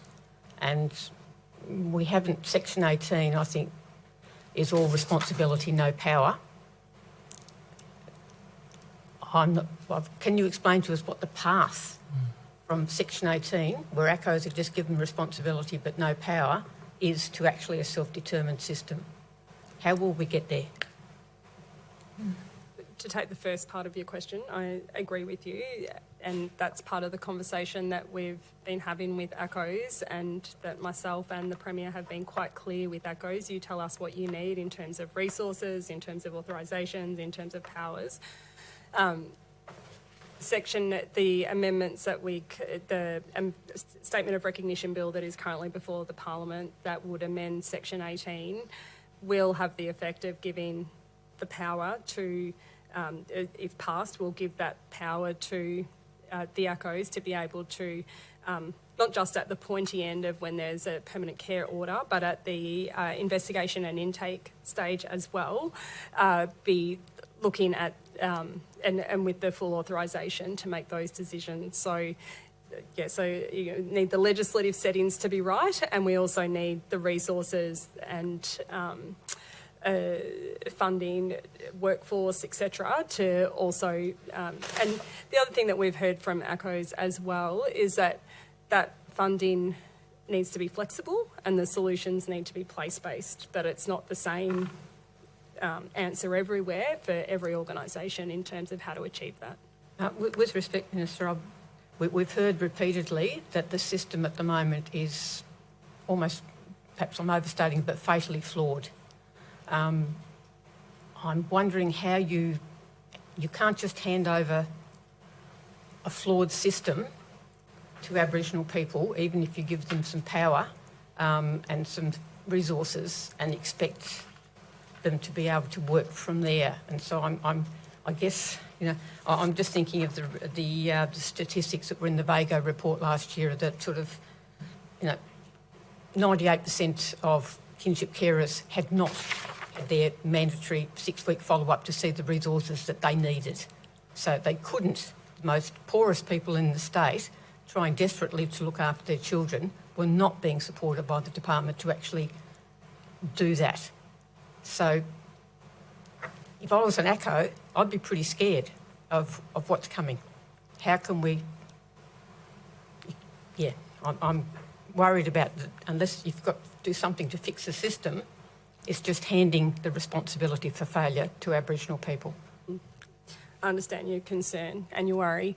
The purpose of the conversations we've been having with the ACOs is, one, to ensure that any decisions that are made about transfers of powers are what the ACOs are asking for, not what we're, if you like, just handing over. It's a question of the extent to which ACOs do or don't want to be involved in that space. And as I indicated earlier, so there's a difference of, we're hearing that there is a difference of views about that. Some ACOs are really ready to and want to take on those responsibilities now and are quite clear with us about what they need in order to be able to do that. Flexible funding, support with workforce and training, place-based solutions. They're the sorts of things they're telling us they need. And of course, at the other end, there are other ACOs who express exactly the concern that you are now. And there are some that are somewhere in the middle and who, with certain resources and support, feel that they could take on that responsibility. Others who just, don't want that responsibility. So to go to, I think, Commissioner Lovett, your question earlier about what is self-determination, from my perspective, I want the ACOs to tell me what it is that they want, what they need, and that I will be their advocate within government to ensure that if it's more funding, we can get more funding, that if it's more resources, if it's workforce support, and that it's the number one thing that myself and the Premier have heard is that it needs to be flexible and place-based. So the power and resources you've transferred to date, in your view, do you see that as self-determination? In terms of, at the moment, we're very much in the listening phase as to, well, I've been Minister, it's not as if there's been resources that have been transferred, to take your words, but I'm certainly advocating on behalf of the ACOs to government about the approach that they would like, and the Premier and I have heard them tell us that they need more funding, they need flexible funding, and they need place-based solutions, and that's what I'm advocating for. Yeah. But there has been, under Section 18, transfer of some power and resources, elements of power and resources to ACOs to deliver this work. Do you see that as self-determination? So, if it was where it aligns with what the ACO has asked for and what the ACO wants, and they've self-determined that that's what they need, then yes, I think it would align with self-determination. If it was inconsistent and not necessarily what the ACO was asking for or wanted to do, then I don't think that would be self-determination, no. Right. So we've transferred a broken system over to ACOs to deliver, because that's all we've kind of offered them, or the government's offered them. That's not self-determination. We're handing over a colonial system that's broken. It's not self-determination where they've designed the system. They're implementing a system that's been broken, that you've already apologised for here today. It's not self-determination. Would you agree with that? We've been working with the ACOs that have wanted to take on those elements of the system and to implement those elements of the system. We're expanding the legislative powers so that, for example, the ACOs have told us that they would like to, particularly those that are already involved in the Section 18 that you refer to, that they would like the capacity to be more involved at investigation and intake stage. So we're making those amendments. We're working in partnership with what those ACOs who are implementing the Section 18 would like to see happen. There's always more that can be done. I acknowledge that. So, in response to your answer, do you accept that self-determination is a pathway? Yes. That involves, on the part of the state, both listening, political will, accountability and resourcing? Yes. Did both, but I mentioned 4 things there, but all of those things are critical. Would you agree? In your statement, you refer to under the heading Moving Towards Greater Self-Determination, a number of agreements and frameworks that are in place so far. Paragraph 21. Sorry, which paragraph? Paragraph 21. You mention a number of frameworks, including the Self-Determination Reform Framework, the Wurrungal Gapdua Aboriginal Children and Families Agreement, the commitments of government through those agreements, and in paragraph 23, Victorian Government's recognition of the critical role of self-determination in addressing the overrepresentation of First Peoples children in the child protection system, and in meeting target 12 of closing the gap targets. So, as you say in paragraph 25, this leads to the implementation of governance structures and co-designed approaches. My question is really around the need for structural reform, not just at the minutiae level, but also in terms of the oversight, structural reform to enable self-determination to progress. Would you agree with that? Yes. And that this has to occur continuously and not be kicked down the road to treaty. Would you agree with that? Absolutely. So at the time we come to talk about treaty and negotiation with organisations, community representatives, the Assembly and others, the system is in the best possible place it can be for the transfer of power and resources. Would you agree with that? Yes.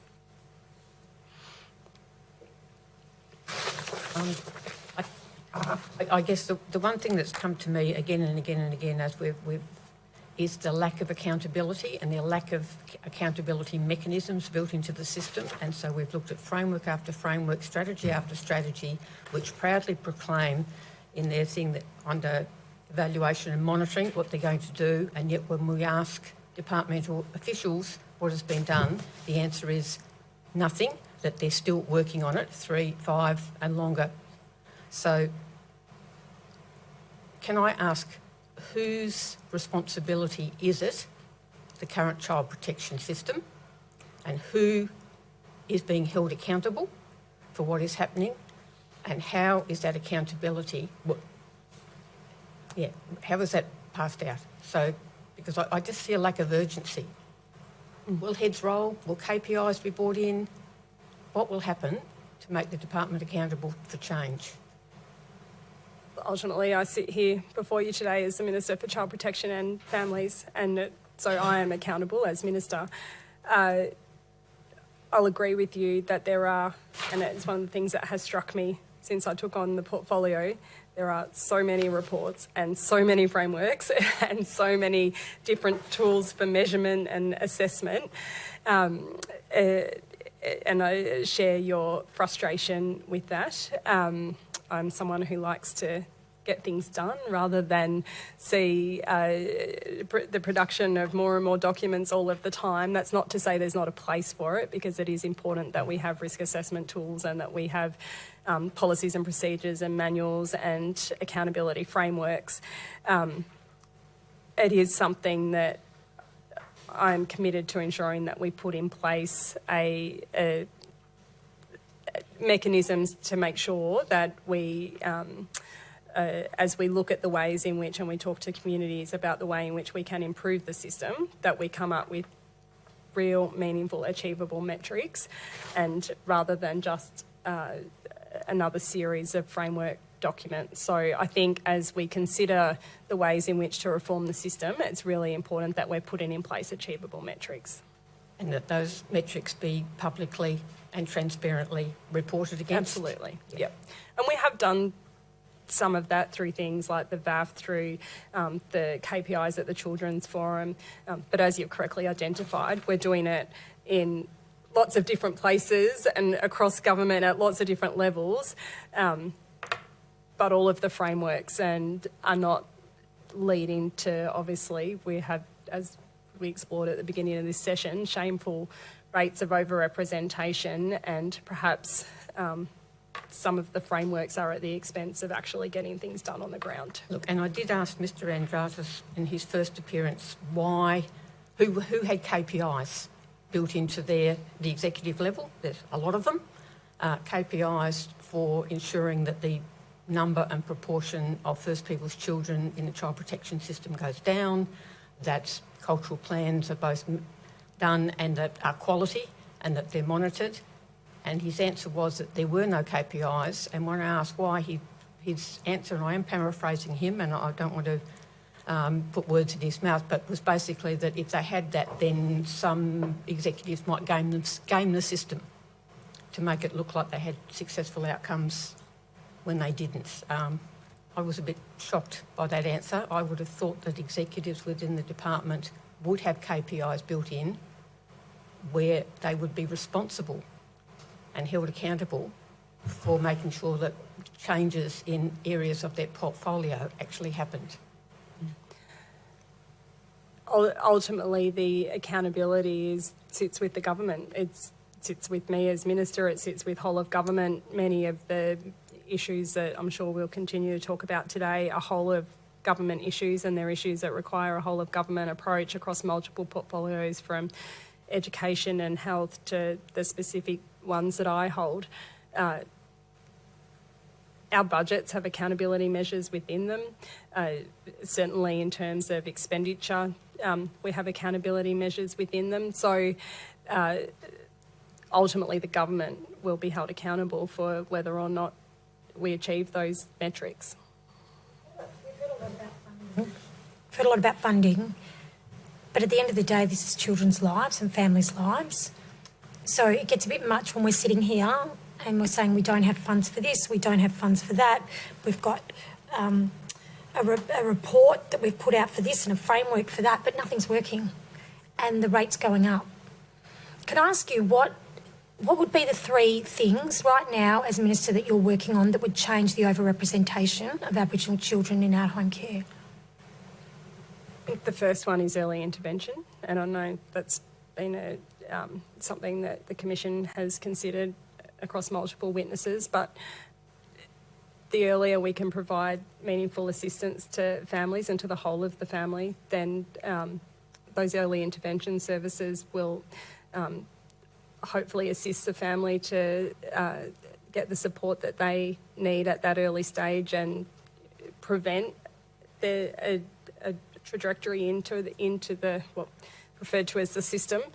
The early intervention is in my view a key thing, and I spoke earlier about the voluntary work that I'd done with the Caroline Chisholm Society over many years previously, but that was certainly one of the key things that we found there. Things like supported playgroups, things like parenting assistance and education early on really helped a family on their journey forward.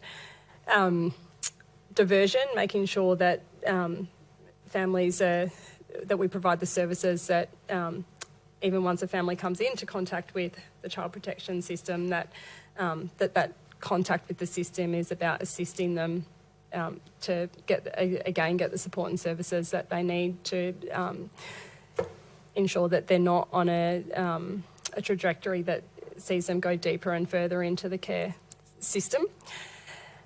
And thirdly, I think when families are further within the system, that we're providing the support that they need in order to reunify their family. That the ultimate objective, and it's one of the reasons why I find the permanency amendments so difficult, is that they put that time limit and have a blunt instrument, if you like, which kind of which does close off the capacity at a 24-month mark to provide those services that are about reunifying families. So early intervention, diversion, and the services that ultimately help families reunify where the family has in some way been separated from each other.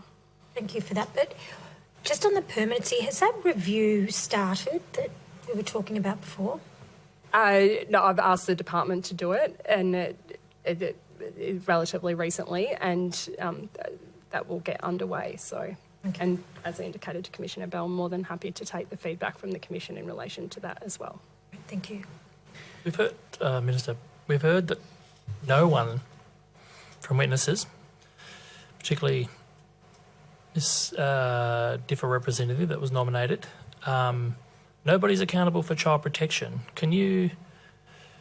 Are you accountable for the overrepresentation of Aboriginal children in child protection? Well, as I indicated earlier, I'm the Minister. I'm responsible and accountable for the child protection system. Yeah, right. I just want to ask that so then people, this is important, we're asking some questions as well that we have a lot of people listening in, and part of our terms of reference is a public education piece. So we're hearing from witnesses reminding us that they've already said it. We will continue to ask the same questions because we are educating the public at the same time. So whilst it may be frustrating, at the same time, just want to be clear that we do have an education piece that we're trying to undertake as well. Apologies, I wasn't frustrated, I just wasn't sure if, So, Minister, in paragraph 31 of your statement, you refer to the implementation plan and reporting mechanism for the National Agreement on Closing the Gap. Paragraph 31. Yep. You say this report takes a holistic, outcomes-focused and transparent approach to reporting, enabling the community to hold the government to account to ensure meaningful progress. So I take it that would be the goal, not just for the Closing the Gap implementation plan, but all actions and all frameworks undertaken by the government to improve the child protection system. yes. And if the missing piece is, if we have now political will, as indicated by the Premier, as indicated by yourself, what's missing is an accountability piece. So can you offer this Commission any undertakings in respect of improvements to accountability that you'd be willing to undertake? Accountability, or achievable metrics, as I was talking about before, and accountability for those, for whether or not we meet those metrics, is fundamental to the reform of the system, be it the system from the perspective of First Peoples children, or be it the general system. Certainly we've indicated that the whole of the child protection system needs to be considered and looked at, and that we are talking to ACOs in relation to First Peoples children in the system, and that there are other pieces of work underway in other parts of the system as well. So we're not just looking at the system in relation to First Peoples children, but the whole of the system. There is ongoing work about what that looks like, and as part of that, we'll absolutely build into it what are those achievable metrics and the accountability framework for meeting them. So if we were to call you back next year, this time next year, and have a bit of a report card, would you be content to come back and update the Commission on progress? Of course. Can I turn to the Statement of Recognition Bill? One of your actions, first actions as Minister, this is paragraph 40 of your statement. Paragraph which, sorry? 40. One of your first actions as Minister, right till you've turned that up, has been to reintroduce the Statement of Recognition Bill. Can you give the Commission, we understood it was intended to be presented last week and was not reached. Can you give the Commission an update on the bill and its current progress through Parliament? Sure. So the bill has passed the Assembly and is yet to be debated in the Council.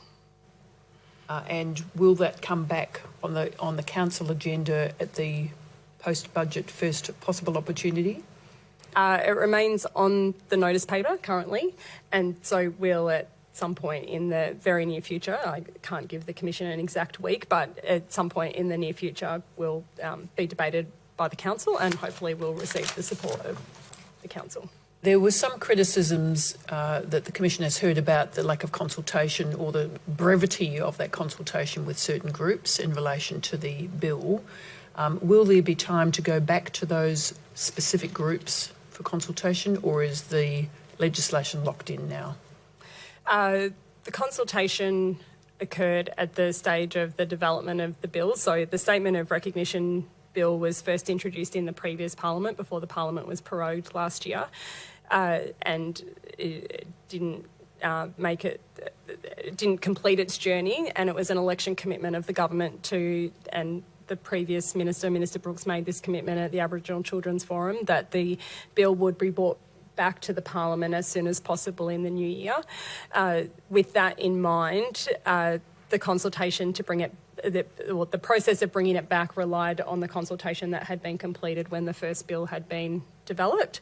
That said, I did also ask the department, though, to ensure that there was some consultation, and I'm aware that some people will feel that consultation was insufficient, but that in our commitment to bring it back as soon as possible, that we also consulted with stakeholders about the fact we were bringing it back, but we didn't reopen consultation, if you like, in relation to the detail of the bill in the same way as we had in the time previous. Leaving that bill aside, I take it you would assure organisations representing Aboriginal people, including legal representation, that your door is open to them. I've absolutely made that assurance to all organisations that have had an interest in the bill, and it is my standard practice when I meet with any organisation to assure them that I have an open door policy, and they should always feel free to contact me. Some have. The bill stands as it is presented and will be debated and considered as it has been presented. But the door is always open. Can I invite you to look at paragraph 41A of your statement? And I wanted to ask you a question about what a statement of recognition is and what accompanying binding principles are and will achieve in a broad sense. Yep. So the statement itself is an acknowledgement of past practices and history, if you like. So it certainly acknowledges the role of the state in relation to colonisation, in relation to assimilation policies, dispossession and so forth of First Peoples. And it also acknowledges that the laws, the practices and policies of the former child protection systems have resulted in the forced removal of Aboriginal children from families and disconnected them from their country and their culture. There's also then a series of principles that then guide us through that. And in 41D, you note that the intention is to legislate all 5 elements of the Aboriginal child placement principle: prevention, participation, partnership, placement and connection. Yes. So they're the principles. Are you aware that the evidence heard by this commission, that the protections already in the legislation, that is best interests of the child, the placement principles, the specific Aboriginal placement principles in the legislation are currently not being complied with 100% of the time? When you say aware of the evidence, as in? Evidence before this commission. I'm aware of the extent to which they've been discussed in the commission. So that those if you like. mandatory requirements of the Act, if they are not being met, I imagine that would be of great concern to you as Minister with ultimate responsibility for the system. If elements of the Act weren't being met, then yes, I would be concerned. An example of that is the requirement for cultural plans for Aboriginal children. The evidence of Mr Alexandratos was that as at 31 December 2020, only 52% of First Nations children had a cultural plan. I make reference to DFFH.0007.0001.0051, paragraph 24 of Mr Alexandratos' evidence. So given the legal requirement that children have these plans, and the evidence this Commission has heard about how important those plans are to those children and their families, do you accept that just legislating things doesn't seem to be sufficient to make things happen? Clearly from the evidence that the department gave in relation to cultural plans, there is some work to do in terms of ensuring that the plans are completed in a timely fashion. The legislation requires that the plan be completed. The policies of the department require that the plans be completed within 19 weeks. My understanding is that that can be quite complex. A child doesn't necessarily come into care with a complete picture of their family history, of their family connections, of their connections to country, and that it can sometimes take some time to develop those. But yes, it is ultimately a requirement of the legislation that there be a cultural plan, and my expectation is that, as the department do, they work with families to ensure, and the care teams to ensure that children coming into care develop a cultural plan. Minister, We'll have one for them. Minister, your statement's quite strong on human rights, and you've mentioned human rights a couple of times today. You accept that cultural plans have an important human rights dimension? Yes. And that dimension is derived from the fact that children and families indeed have a right to culture. Yes. And that you have an obligation to promote their access to culture, the maintenance of their culture, now and into the future. Yep. And a principal measure through which that is done, that's to say through which you fulfil that human rights obligation, is the cultural plan system. Yes, I would agree with that, and I think it also supports other fundamental human rights, such as right to know your family, your identity, etc. Yeah. Indeed. Yep. Indeed. So that the problem here, isn't it, is not just one of administrative failure, but human rights violation. I would be concerned if a child didn't have a cultural plan. Some of the reasons why it may be taking some time to develop a cultural plan for a child may be complex or valid, but I agree with your proposition. Yeah. Proposition, yes. Yeah. But you did just start to give me an administrative answer. I didn't mean to. I'm sorry. I am talking about law. Yeah. I'm putting to you that the problem is not just administrative failure, but one of human rights violation. Yeah, I mean, like you said correctly, in my view, say the cultural support plan is fundamental to upholding the right to cultural identity, and also to enabling the right to practice one's culture as well. So yes, they're fundamental, and if someone doesn't have one, then it has the impact of restricting their human rights. Yes, thank you. Now, would you accept that it's the state's responsibility, and you representing the state, to put in place the necessary procedures and arrangements and resources in order to have this right fulfilled? Yes. Yes. It would seem you've got some work to do in that regard. I think we do have some work to do in that regard, yes. Thank you. Not just cultural plans required by the legislation, but other requirements, including the obligation to consult with an Aboriginal-led organisation, the obligation to confer with the child and ascertain their interests. There are numerous examples where there has been a failure to comply with the legislative requirements, and I take it, following your discussion with Commissioner Bell, that you would accept this is a violation of those children's and their families' fundamental rights. Yeah, I would certainly be very concerned where there hadn't been and I preface what I say with sometimes there are reasons why a child doesn't come to care with a cultural plan attached to them, for want of a better word, and that sometimes these are complex plans to make and to establish things like identity and connection to country and community and family and so forth. But notwithstanding that, yes, I think it would be very concerning if there were breaches of the legislative requirements that were preventing children from having their cultural plan. And not just plans, the obligation to consult with Aboriginal-led organisations, the obligation to have Aboriginal family-led decision-making meetings, the obligation to ascertain the child's wishes. These are all legislative requirements. Yes. We have heard evidence of the failure of the system to ensure that those things are in place. Yep. We also know the figures of overrepresentation of children in the system. So following Commissioner Bell's questions, do you accept that just piling on more laws, more administrative processes doesn't seem to be working, and there are still breaches of those children and their families' fundamental human rights? So what do we do about that?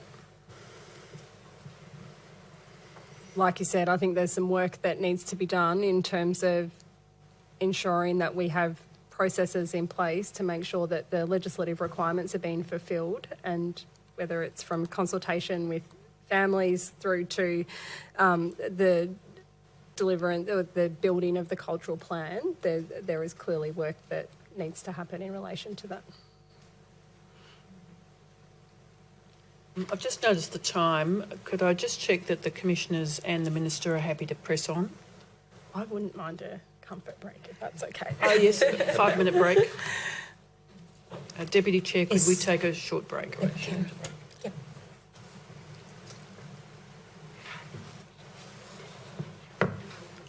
Yep.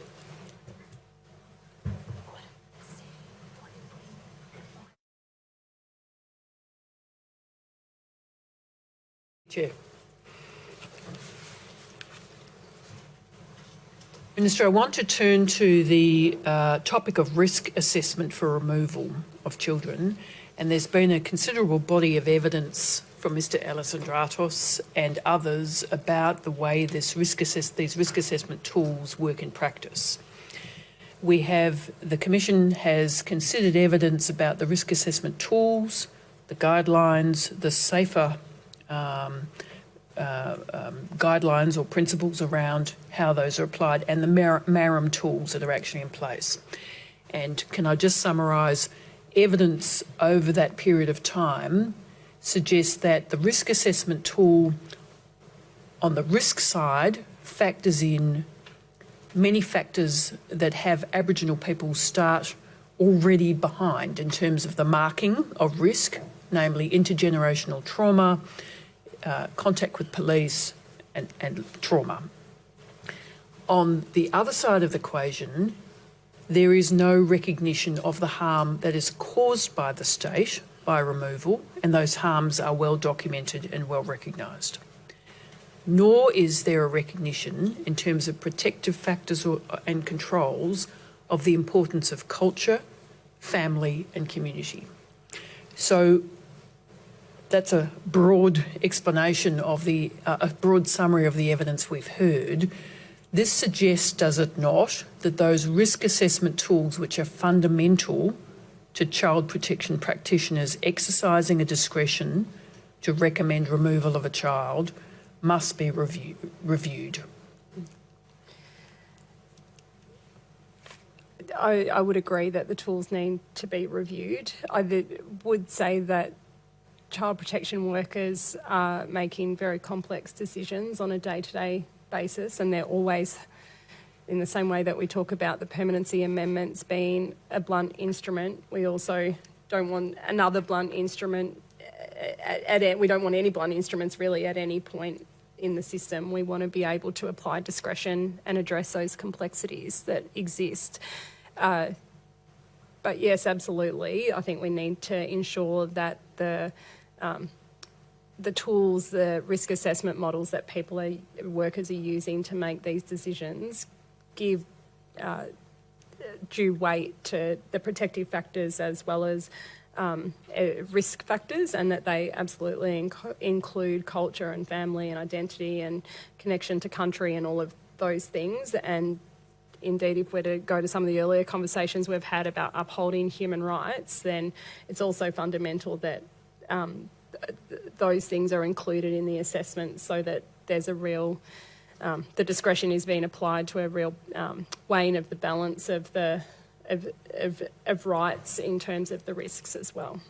So this is a level of the application of the principles that is protected by the Act. So the legislation requires that all decisions are made in the best interests of the child, including protection of the child's rights. Yes. This is a question of the application of those principles and the degree to which child protection practitioners are exercising a discretion which can be infected by racism and bias, conscious and unconscious. Yes. Yep. So the aim, I suggest, is to have those practitioners supported in the best way possible to make good decisions. Yes. and to support them to make good decisions in terms of the subjective components of their decisions, they must be informed about those protective factors, mustn't they? And there has to be recognition that the state can harm these children and their families by removal. Yes, there's always the question that removing a child can cause harm, and irrespective of the circumstances can cause a degree of harm irrespective, and it's that discretion that needs to be applied in the weighing up of the balance of rights, the rights to safety, to protection, to care, versus the weight that is then put on the rights to culture, to identity, to family, to be wherever possible being cared for by your parents, by your biological parents.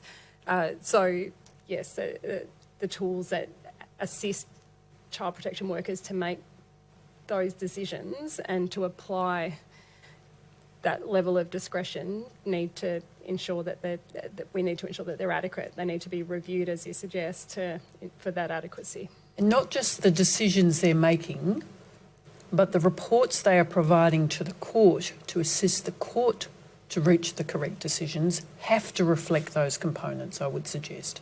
I would agree. Yeah. We did have a look at the form that caseworkers fill out when they're making an assessment whether to remove a child or not.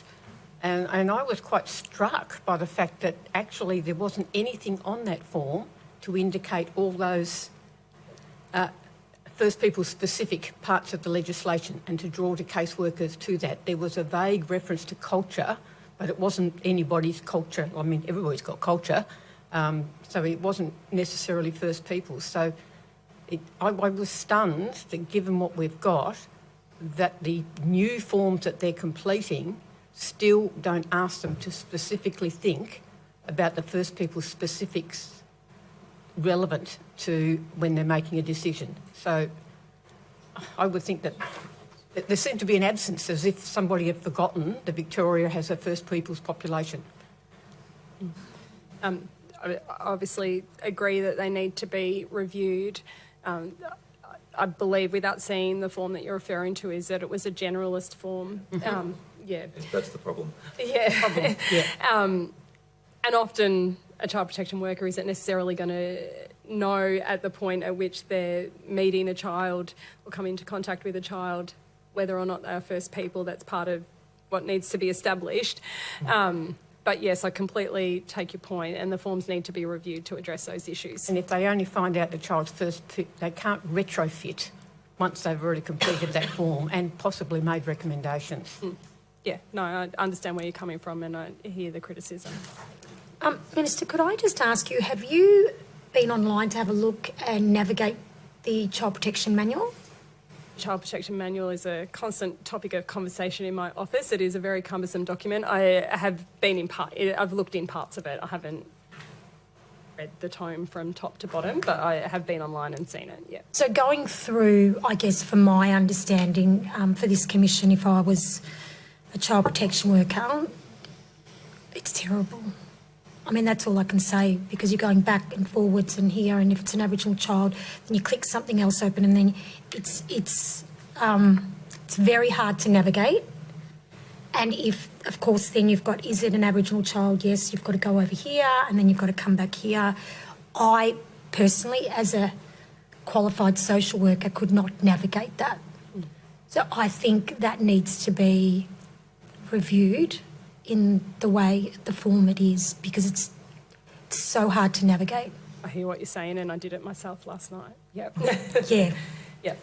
So just picking up on those questions, the point at which a child is identified as being an Aboriginal child should be a trigger or a flag for a child protection worker to then consider other systems and options. Is that, we agreed on that? Yes.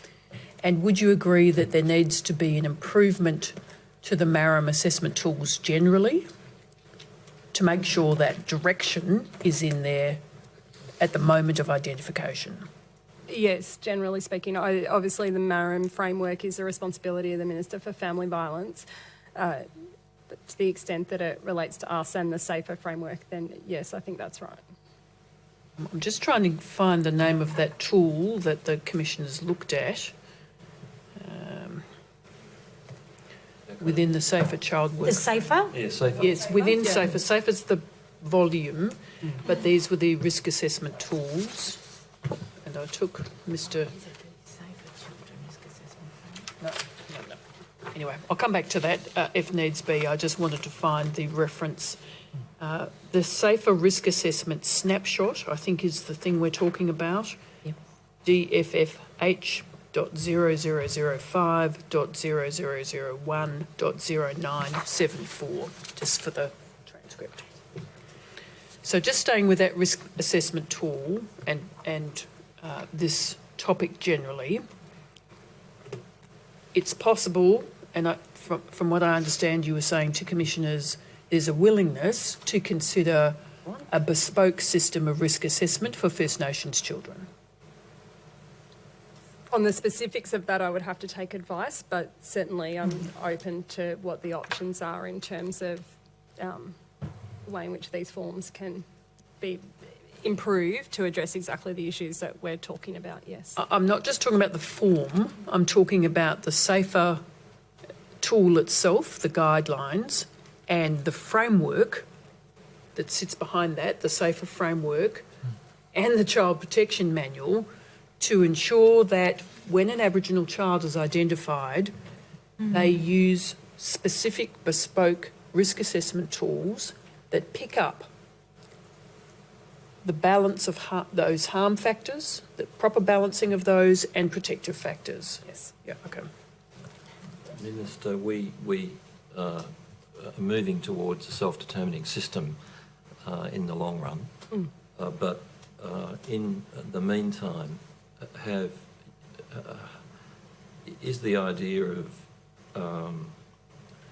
of the operation of the system with respect to First Peoples as a specialised function got any attraction to you?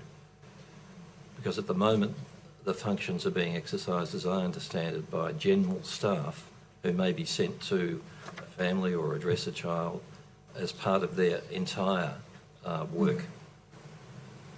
Correct, isn't it? Yes. Yeah, well, and it would be slightly, like if it was a child who is authorised Yes, under Section 18. I'm wondering about the idea Yeah. of dedicated workers, some of whom you may well increase the number of First Peoples in this function if it's a specialised function.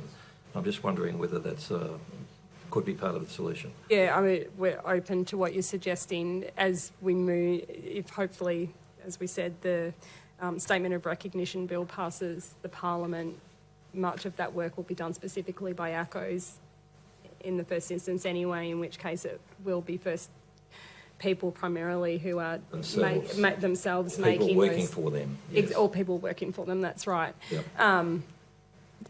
But we also need to make sure that the general system and is working in a way that is culturally safe and appropriate as well. So there is still potentially Yes. an opportunity for what you're suggesting. Yes. Are there any other questions, Commissioners, on the risk assessment processes? No, I don't. Yes. We know that there are systemically unequal outcomes, and so there may be a degree of direct discrimination, but it's largely indirect. I think you know what I mean when I say that. So the system, although seemingly neutral, is actually operating in a systemically discriminatory way. Individual people make up the system. There is a body, not insignificant, of individual people producing this result, it would appear. That means that those people have attitudes which you might regard as stigmatised or discriminatory towards Aboriginal people. They're not understanding them. They're bringing values to bear which are judgmental and not respecting of culture. this has quite serious human rights implications, this phenomenon, doesn't it? Because we're talking about discriminatory attitudes, which are also human rights variation, or can lead to human rights violations. No, I would agree with that, and it goes to some of my earlier comments about the system itself being, from colonisation to today, has evolved, but with a particular construct of family, of care, of connection to community as part of that, and that ultimately leads to that systemic problem that you're talking about. And whilst it is, and we're here today talking about it being a particular problem which impacts First Peoples children, it also can be lead to judgmental decisions being made in relation to non-First People as well, in terms of other types of disadvantage and what somebody may see as the right construct of family and of care, as opposed to acknowledging that different families, different communities, everyone's unique, they all look different and their cultures are different. So obviously we're here today talking about it being a particular problem, and obviously the numbers suggest it is a particular problem in relation to First Peoples children, but my concern in relation to the permanency amendments at the time, it was broader. First People were obviously, if not the significant part of that, but also people in prison or people in particularly impoverished communities for other reasons or whatnot. Those judgments can pervade elsewhere too. So if we've got a human rights problem and you're responsible for upholding and making sure your systems respect human rights, where to with this one? It's a difficult question. It's why I said in my opening statement, while it's a great privilege to be appointed to these portfolios, it's also a very solemn responsibility, because these are important questions, things which I personally value very dearly, and the answers are not easy. But I think one of the values that can come out of this process is that the focus is put on these issues and our obligations to uphold fundamental human rights in the delivery of a range of services. Cultural rights.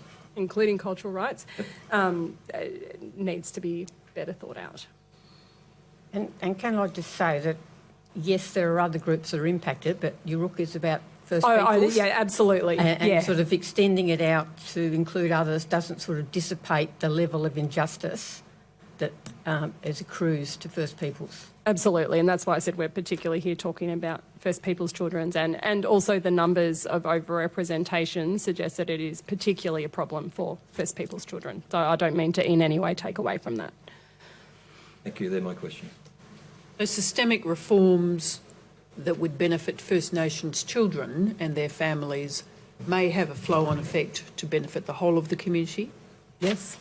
But the reforms that this Commission will be focusing on and asking your department and you to focus on are specific to First Nations. That's understood. Yes. Yep. Can I move now to the topic of reducing criminalisation of young people in residential care? There is a current framework and action plan committing the department and various departments and other stakeholders to the reduction of criminalisation of young people in residential care. Are you aware of that framework? And we've heard evidence of child protection, we've heard evidence of carers, particularly in residential settings, reporting children to police for relatively minor offences, and having a significant number of those interactions with police arise from minor offences. So are you aware of that data, those data generally? Generally, and I'm aware it was explored, yes, by the Commission. Okay. So in terms of that reporting, over-reporting of minor offences to police and the attempts to bring those numbers down, do you have a sense of what's really driving this? Is it that the state is not able to look after these children in a way that a parent would?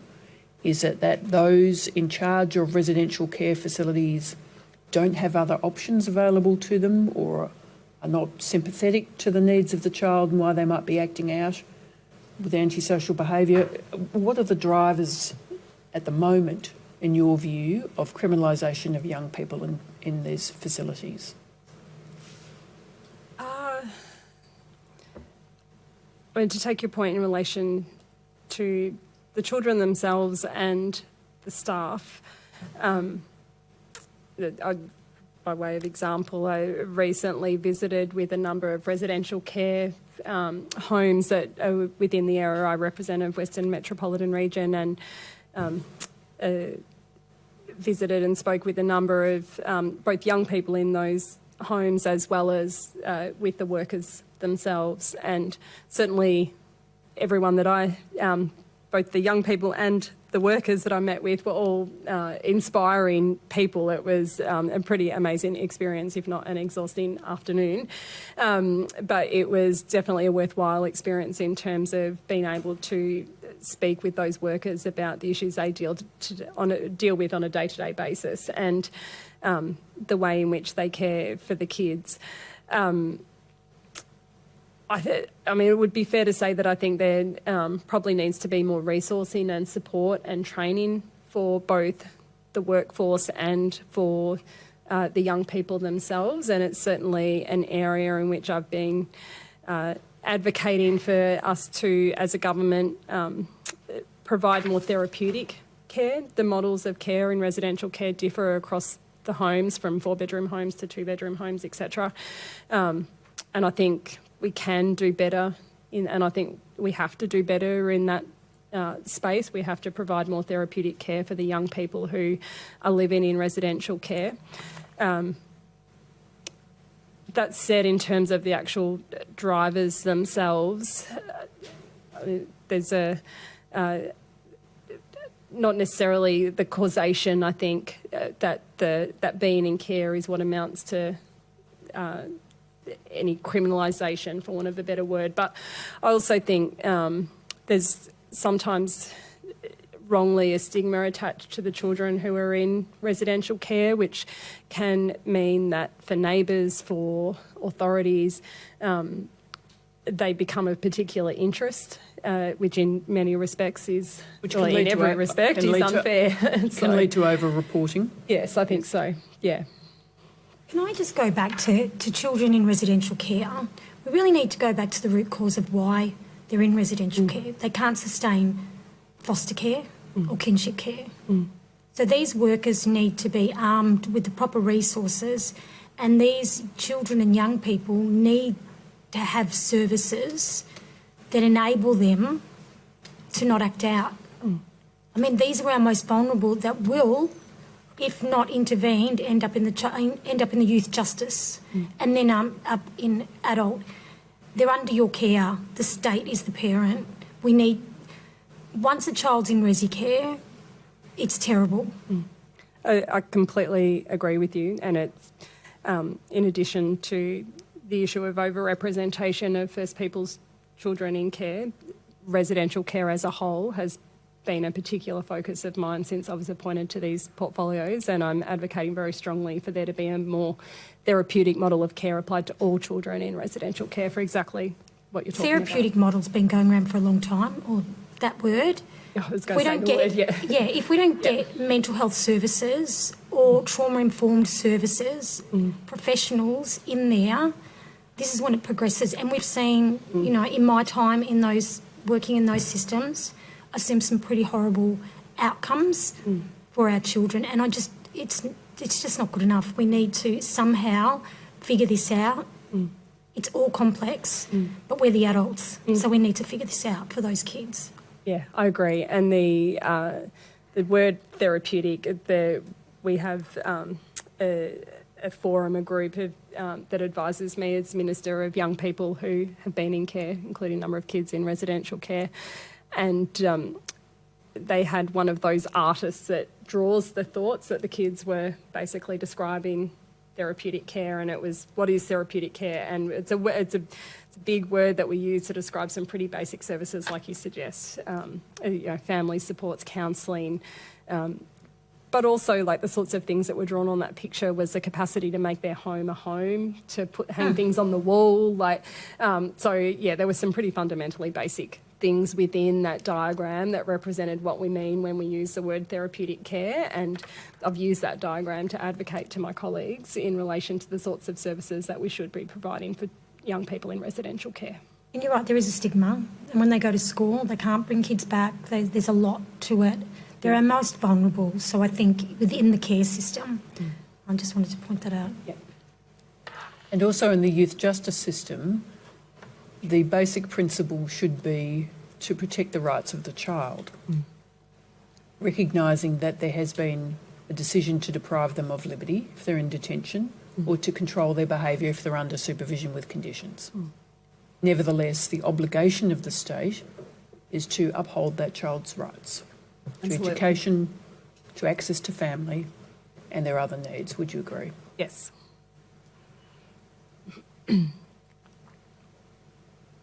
We've heard evidence about the pipeline from child protection to youth justice as a significant component of a child's expectations of outcomes once they enter the system, and the impact that has on families and their lives. Ongoing, beyond interactions. There's no opportunity or a little opportunity for children to age out of antisocial behaviours. So can we just take a step back? If you were designing a system to care for children who'd been exposed to trauma, violence, intergenerational trauma, you wouldn't create a system that locked them up and deprived them of their rights, would you? No. What should the state be doing to care for those children? Just to clarify your question, do you mean children who are in youth justice? The move from child protection to youth justice. Obviously, this Commission's already talked about, and the government has made announcements in relation to raising the age and an alternative service model. And I think the alternative service model is what is key to ensuring that young people who might otherwise have been on such a trajectory are getting the services and supports, and their families are getting the services and supports that they need to ensure that they don't end up on that pathway. In terms of the implementation, the framework action plan, Mr. Alessandratos gave some evidence about that and where that was up to. Yoorrook has heard other evidence that while that action plan looks good on paper, there's been no implementation, no one on the ground applying it. I don't have that reference handy, but I refer, for example, to Mr. Alessandratos' evidence at transcript page 431. So if this is to be successful, it requires that the various departments involved, Victoria Police, the Children's Court and other partners who are working to implement this framework, including the Children's Commissioner, take this seriously and look for concrete impacts in the framework. Would you agree? Yes. Do you have a mechanism presently for your monitoring of this framework and the action plan to enable you to be satisfied that it's being applied in the spirit as intended and it's achieving results? I sought some clarification on this following the discussion that was had with the Associate Secretary yesterday. But my understanding is that the plan is in its progress, is in the process of being finalised, but that it will include improved oversight of the frequency of things like police call-outs to residential care homes and the outcomes of police contact with the home, that it will have minimum expectation guidelines for local areas of governance, and that it will also have key data indicators for monitoring. To the extent that in the future we can provide anyone with an update on that, we're more than happy to. Isn't it 3 years old already? The implementation plan is currently being finalised, as is my advice. I want to ask some questions about custodial settings. Do commissioners have any more questions in relation to the framework, reducing criminalisation? Again, to follow it up in 12 months, to actually see what has happened and how it's being monitored and the metrics and the outcomes. When was it launched again? Sorry, when was that framework launched? And we're doing an implementation plan now. 2020, I believe. 20 is the number that comes to Yeah, mind. 2020. What are we in? And 2023 now, we're in right? we're in the action plan, Yeah. the 18-month action plan at the moment. It took some time, I understand it, for the action plan to be developed. In terms of custodial settings, Minister, I take it you would accept that it's imperative for the health of a mother and the health of her baby that they stay united for as long as possible, Yes. including in a custodial setting. Yes. We know there are 2 women's prisons where custodial access is accommodated. We're talking about Dame Phyllis Frost and Tarrangower. There are limited places for that to occur, and there are other criteria, such as age criteria. Given the evidence that this Commission has heard about children in a mothers in a custodial setting having their children removed at birth and around birth, would you agree the state needs to do more to enable families to be united in a secure setting if necessary, but certainly to accommodate the family and child's needs? Yes, absolutely. Now, would you say this is a matter for corrections, or is there something that you would say to corrections to ensure that this happens? In part, it's a matter for corrections, but I think it obviously touches on any portfolios that are interested in the health and well-being of the child and the mother, as well as upholding the human rights of the child and the mother, and particularly the right of the child to be cared for by their biological parents wherever possible, and to know their family and know their parents, and to go back to their right to their culture and their identity. All of that is critical. But yes, from the perspective of Minister for Child Protection and Families, I would absolutely have a view that mothers and children should be united as wherever possible.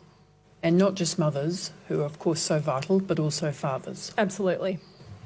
In terms of your input on these topics, are you a member of the Justice Task Force? That's the inter-ministerial portfolio task force, the overarching task force? Justice Task Force? Just question whether that... No, we're allowed. Sorry.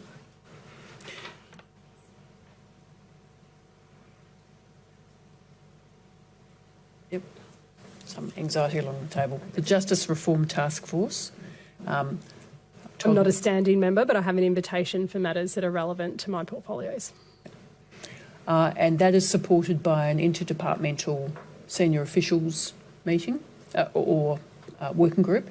That's my understanding, but again, as I said, I'm an invitee at times, not a standing member of the task force. I'm interested in suggestions for reform from various groups representing women, including legal groups, for decarceration options and minimum security options when it comes to women remaining united with their children in a custodial setting. So a broad range of recommendations that women who have given birth or have very young children, their best interests suggest that they should be decarcerated or placed in low security options, including community housing and the like. Now, if we're to fulfil the requirements of the best interests of the child and provide services to the family and the child that allow that to happen, would you, as a general statement, support concepts of decarceration and low security options wherever possible? As a general statement and from a personal perspective, Yes, I would, but I would clarify also that many of these matters would fall within the portfolio of the Minister for Corrections. So, I would have a view, but these are not matters that have been determined. So we'll take that up with him on Monday. Commissioners, are there questions that you wish to follow up with in terms of mothers in prison and child removal? I think for me, one of the things, and we spoke to Mr Ellison Stratus about that, is the legislation says that the child protection worker will consult around permanent care. So that means if the parent's incarcerated, and we've heard this from parents, men and women, they're not hearing from child protection, so they're not knowing what's going on with their child, and the child protection workers aren't contacting them if they're not on a reunification order. So how do we get those accesses happening so the children, I mean, there's Zooms now. We heard from several mothers who didn't even know they existed, and another woman had to tell them and then figure out how to get it. We need to be active if they can't get to their children. So how can we make that happen? I don't disagree with your sentiment. I think the logistics of it are probably a question for the Minister for Corrections on Monday. But it's child protection workers. In terms of their access to the people within the prison, there's obviously a key interaction there from at the corrections end, and I suspect that is where it needs to be explored on Monday. I also think there's a role in there for child protection workers working There's with these absolutely children. a role for child If we're protection looking workers, at the best interest of the child, to have contact with their parents, that for me would fall under the portfolio. I completely agree in that respect, but in terms of corrections giving the child protection workers access to make... They're not even getting, there's no phone calls, they're not getting anything. The one thing, and particularly there was one male that stood out to me, the first and only time he's heard was around a permanent care order. And heartbreakingly, he said, I'm probably never going to see my daughter again because no one reached out to him. To the extent that it's a child protection worker issue, I'm happy to, committed to exploring it. There's also, and like you say, could be a phone call or whatnot, but there's two sides to that conversation, obviously, and yes, but I completely agree with where you're coming from, which is that the contact should be made with the parents. Children should be having access to their parents, and we need to be doing everything we can to make sure that we facilitate that. Thank you. Minister, I want to finish with a question about the whole of government responsibility. You've offered the Commission today, and those following this Commission, if I may say so, a profound statement of apology and recognition of the role of the state and its failings in child protection. The obligation to protect the interests of the child and Aboriginal families does not end at the end of your ministerial portfolio, does it? No. This is a matter for the whole of government that must be taken to heart by corrections, by police, by justice and all other relevant departments. Would you agree? Absolutely. Commissioners, those are the questions I have. Are there questions from the Commission? Is that it after this? Beg your pardon, Chair? Last questions? Yes. So is there, if those are the last questions, can I invite Commissioners if there's any final remarks they wish to make? And Minister, I would invite you to make any closing remarks you'd wish to make as well. Okay.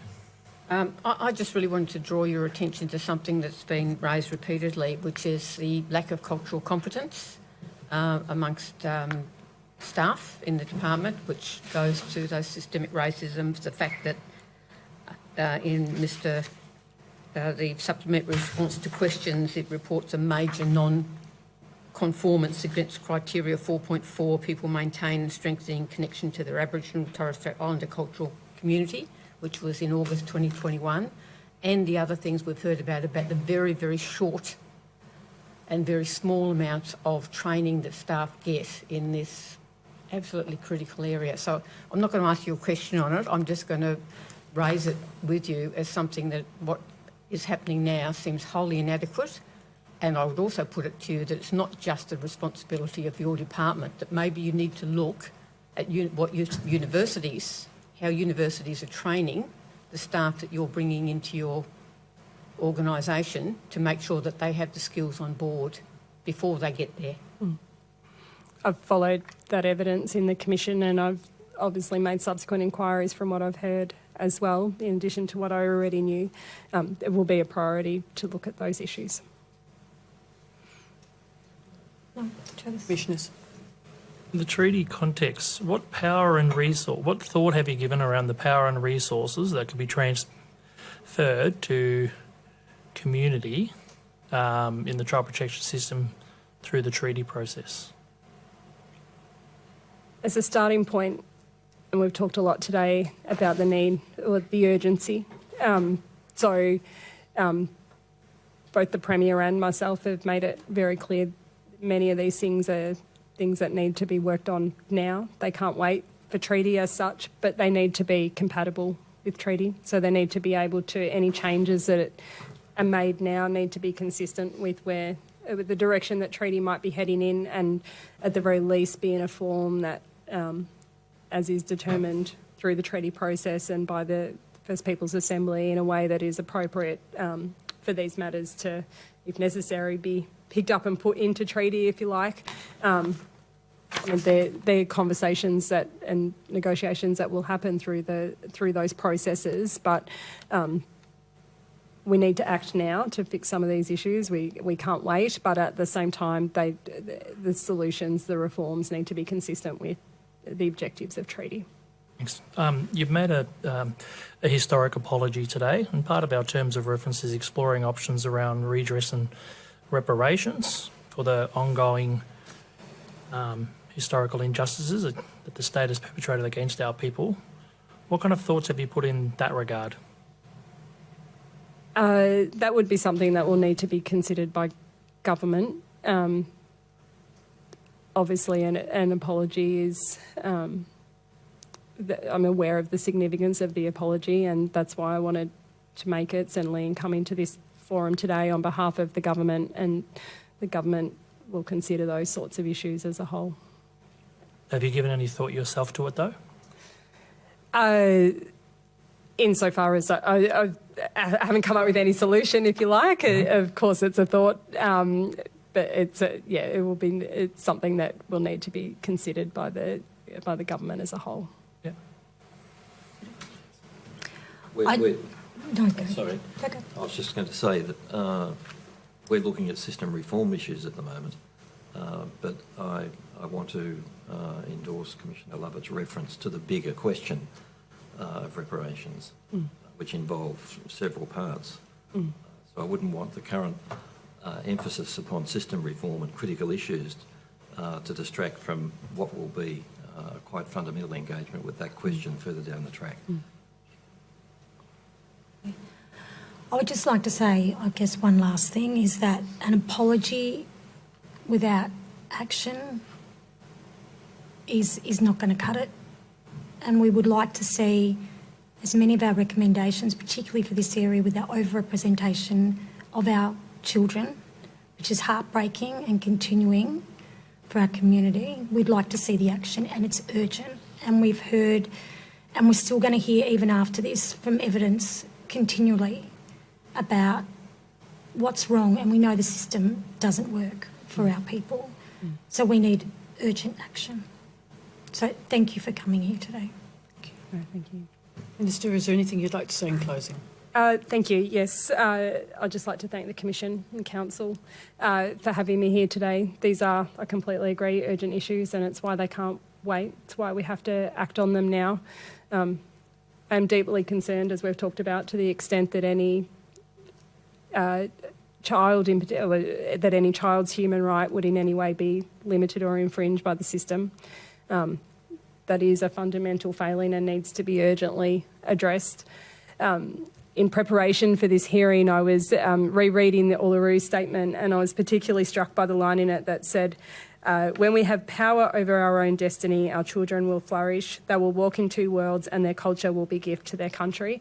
And I really think that that's the essence of what we're talking about, allowing people to determine for themselves what's in their best needs, in their best interests, expecting that government will do what they need to do to facilitate that self-determination, and that in so doing we give every child the opportunity to be the best person that they can and to make their contribution to their country and to live a safe, happy and fulfilling life. So it's certainly why I went into politics in the first place, and I give my absolute commitment to you, Commissioners, and thank you for the work that you're doing, that is my objective. So I hope to be able to continue to work with the Commission and community to ensure that we deliver on that. Commissioners, that Comment. Please keep that in your heart when you're thinking about this space. That's what I ask of you, please.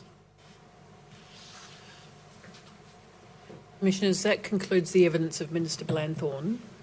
It's proposed to adjourn now to Monday, 9:30 a.m. There will be a tender list which we will come back to on Monday, if that's okay. We won't deal with that this afternoon. There are some documents to add, and we will deal with that on Monday. Okay, so we'll adjourn to Monday, 9:30 a.m. Thanks, Counsel.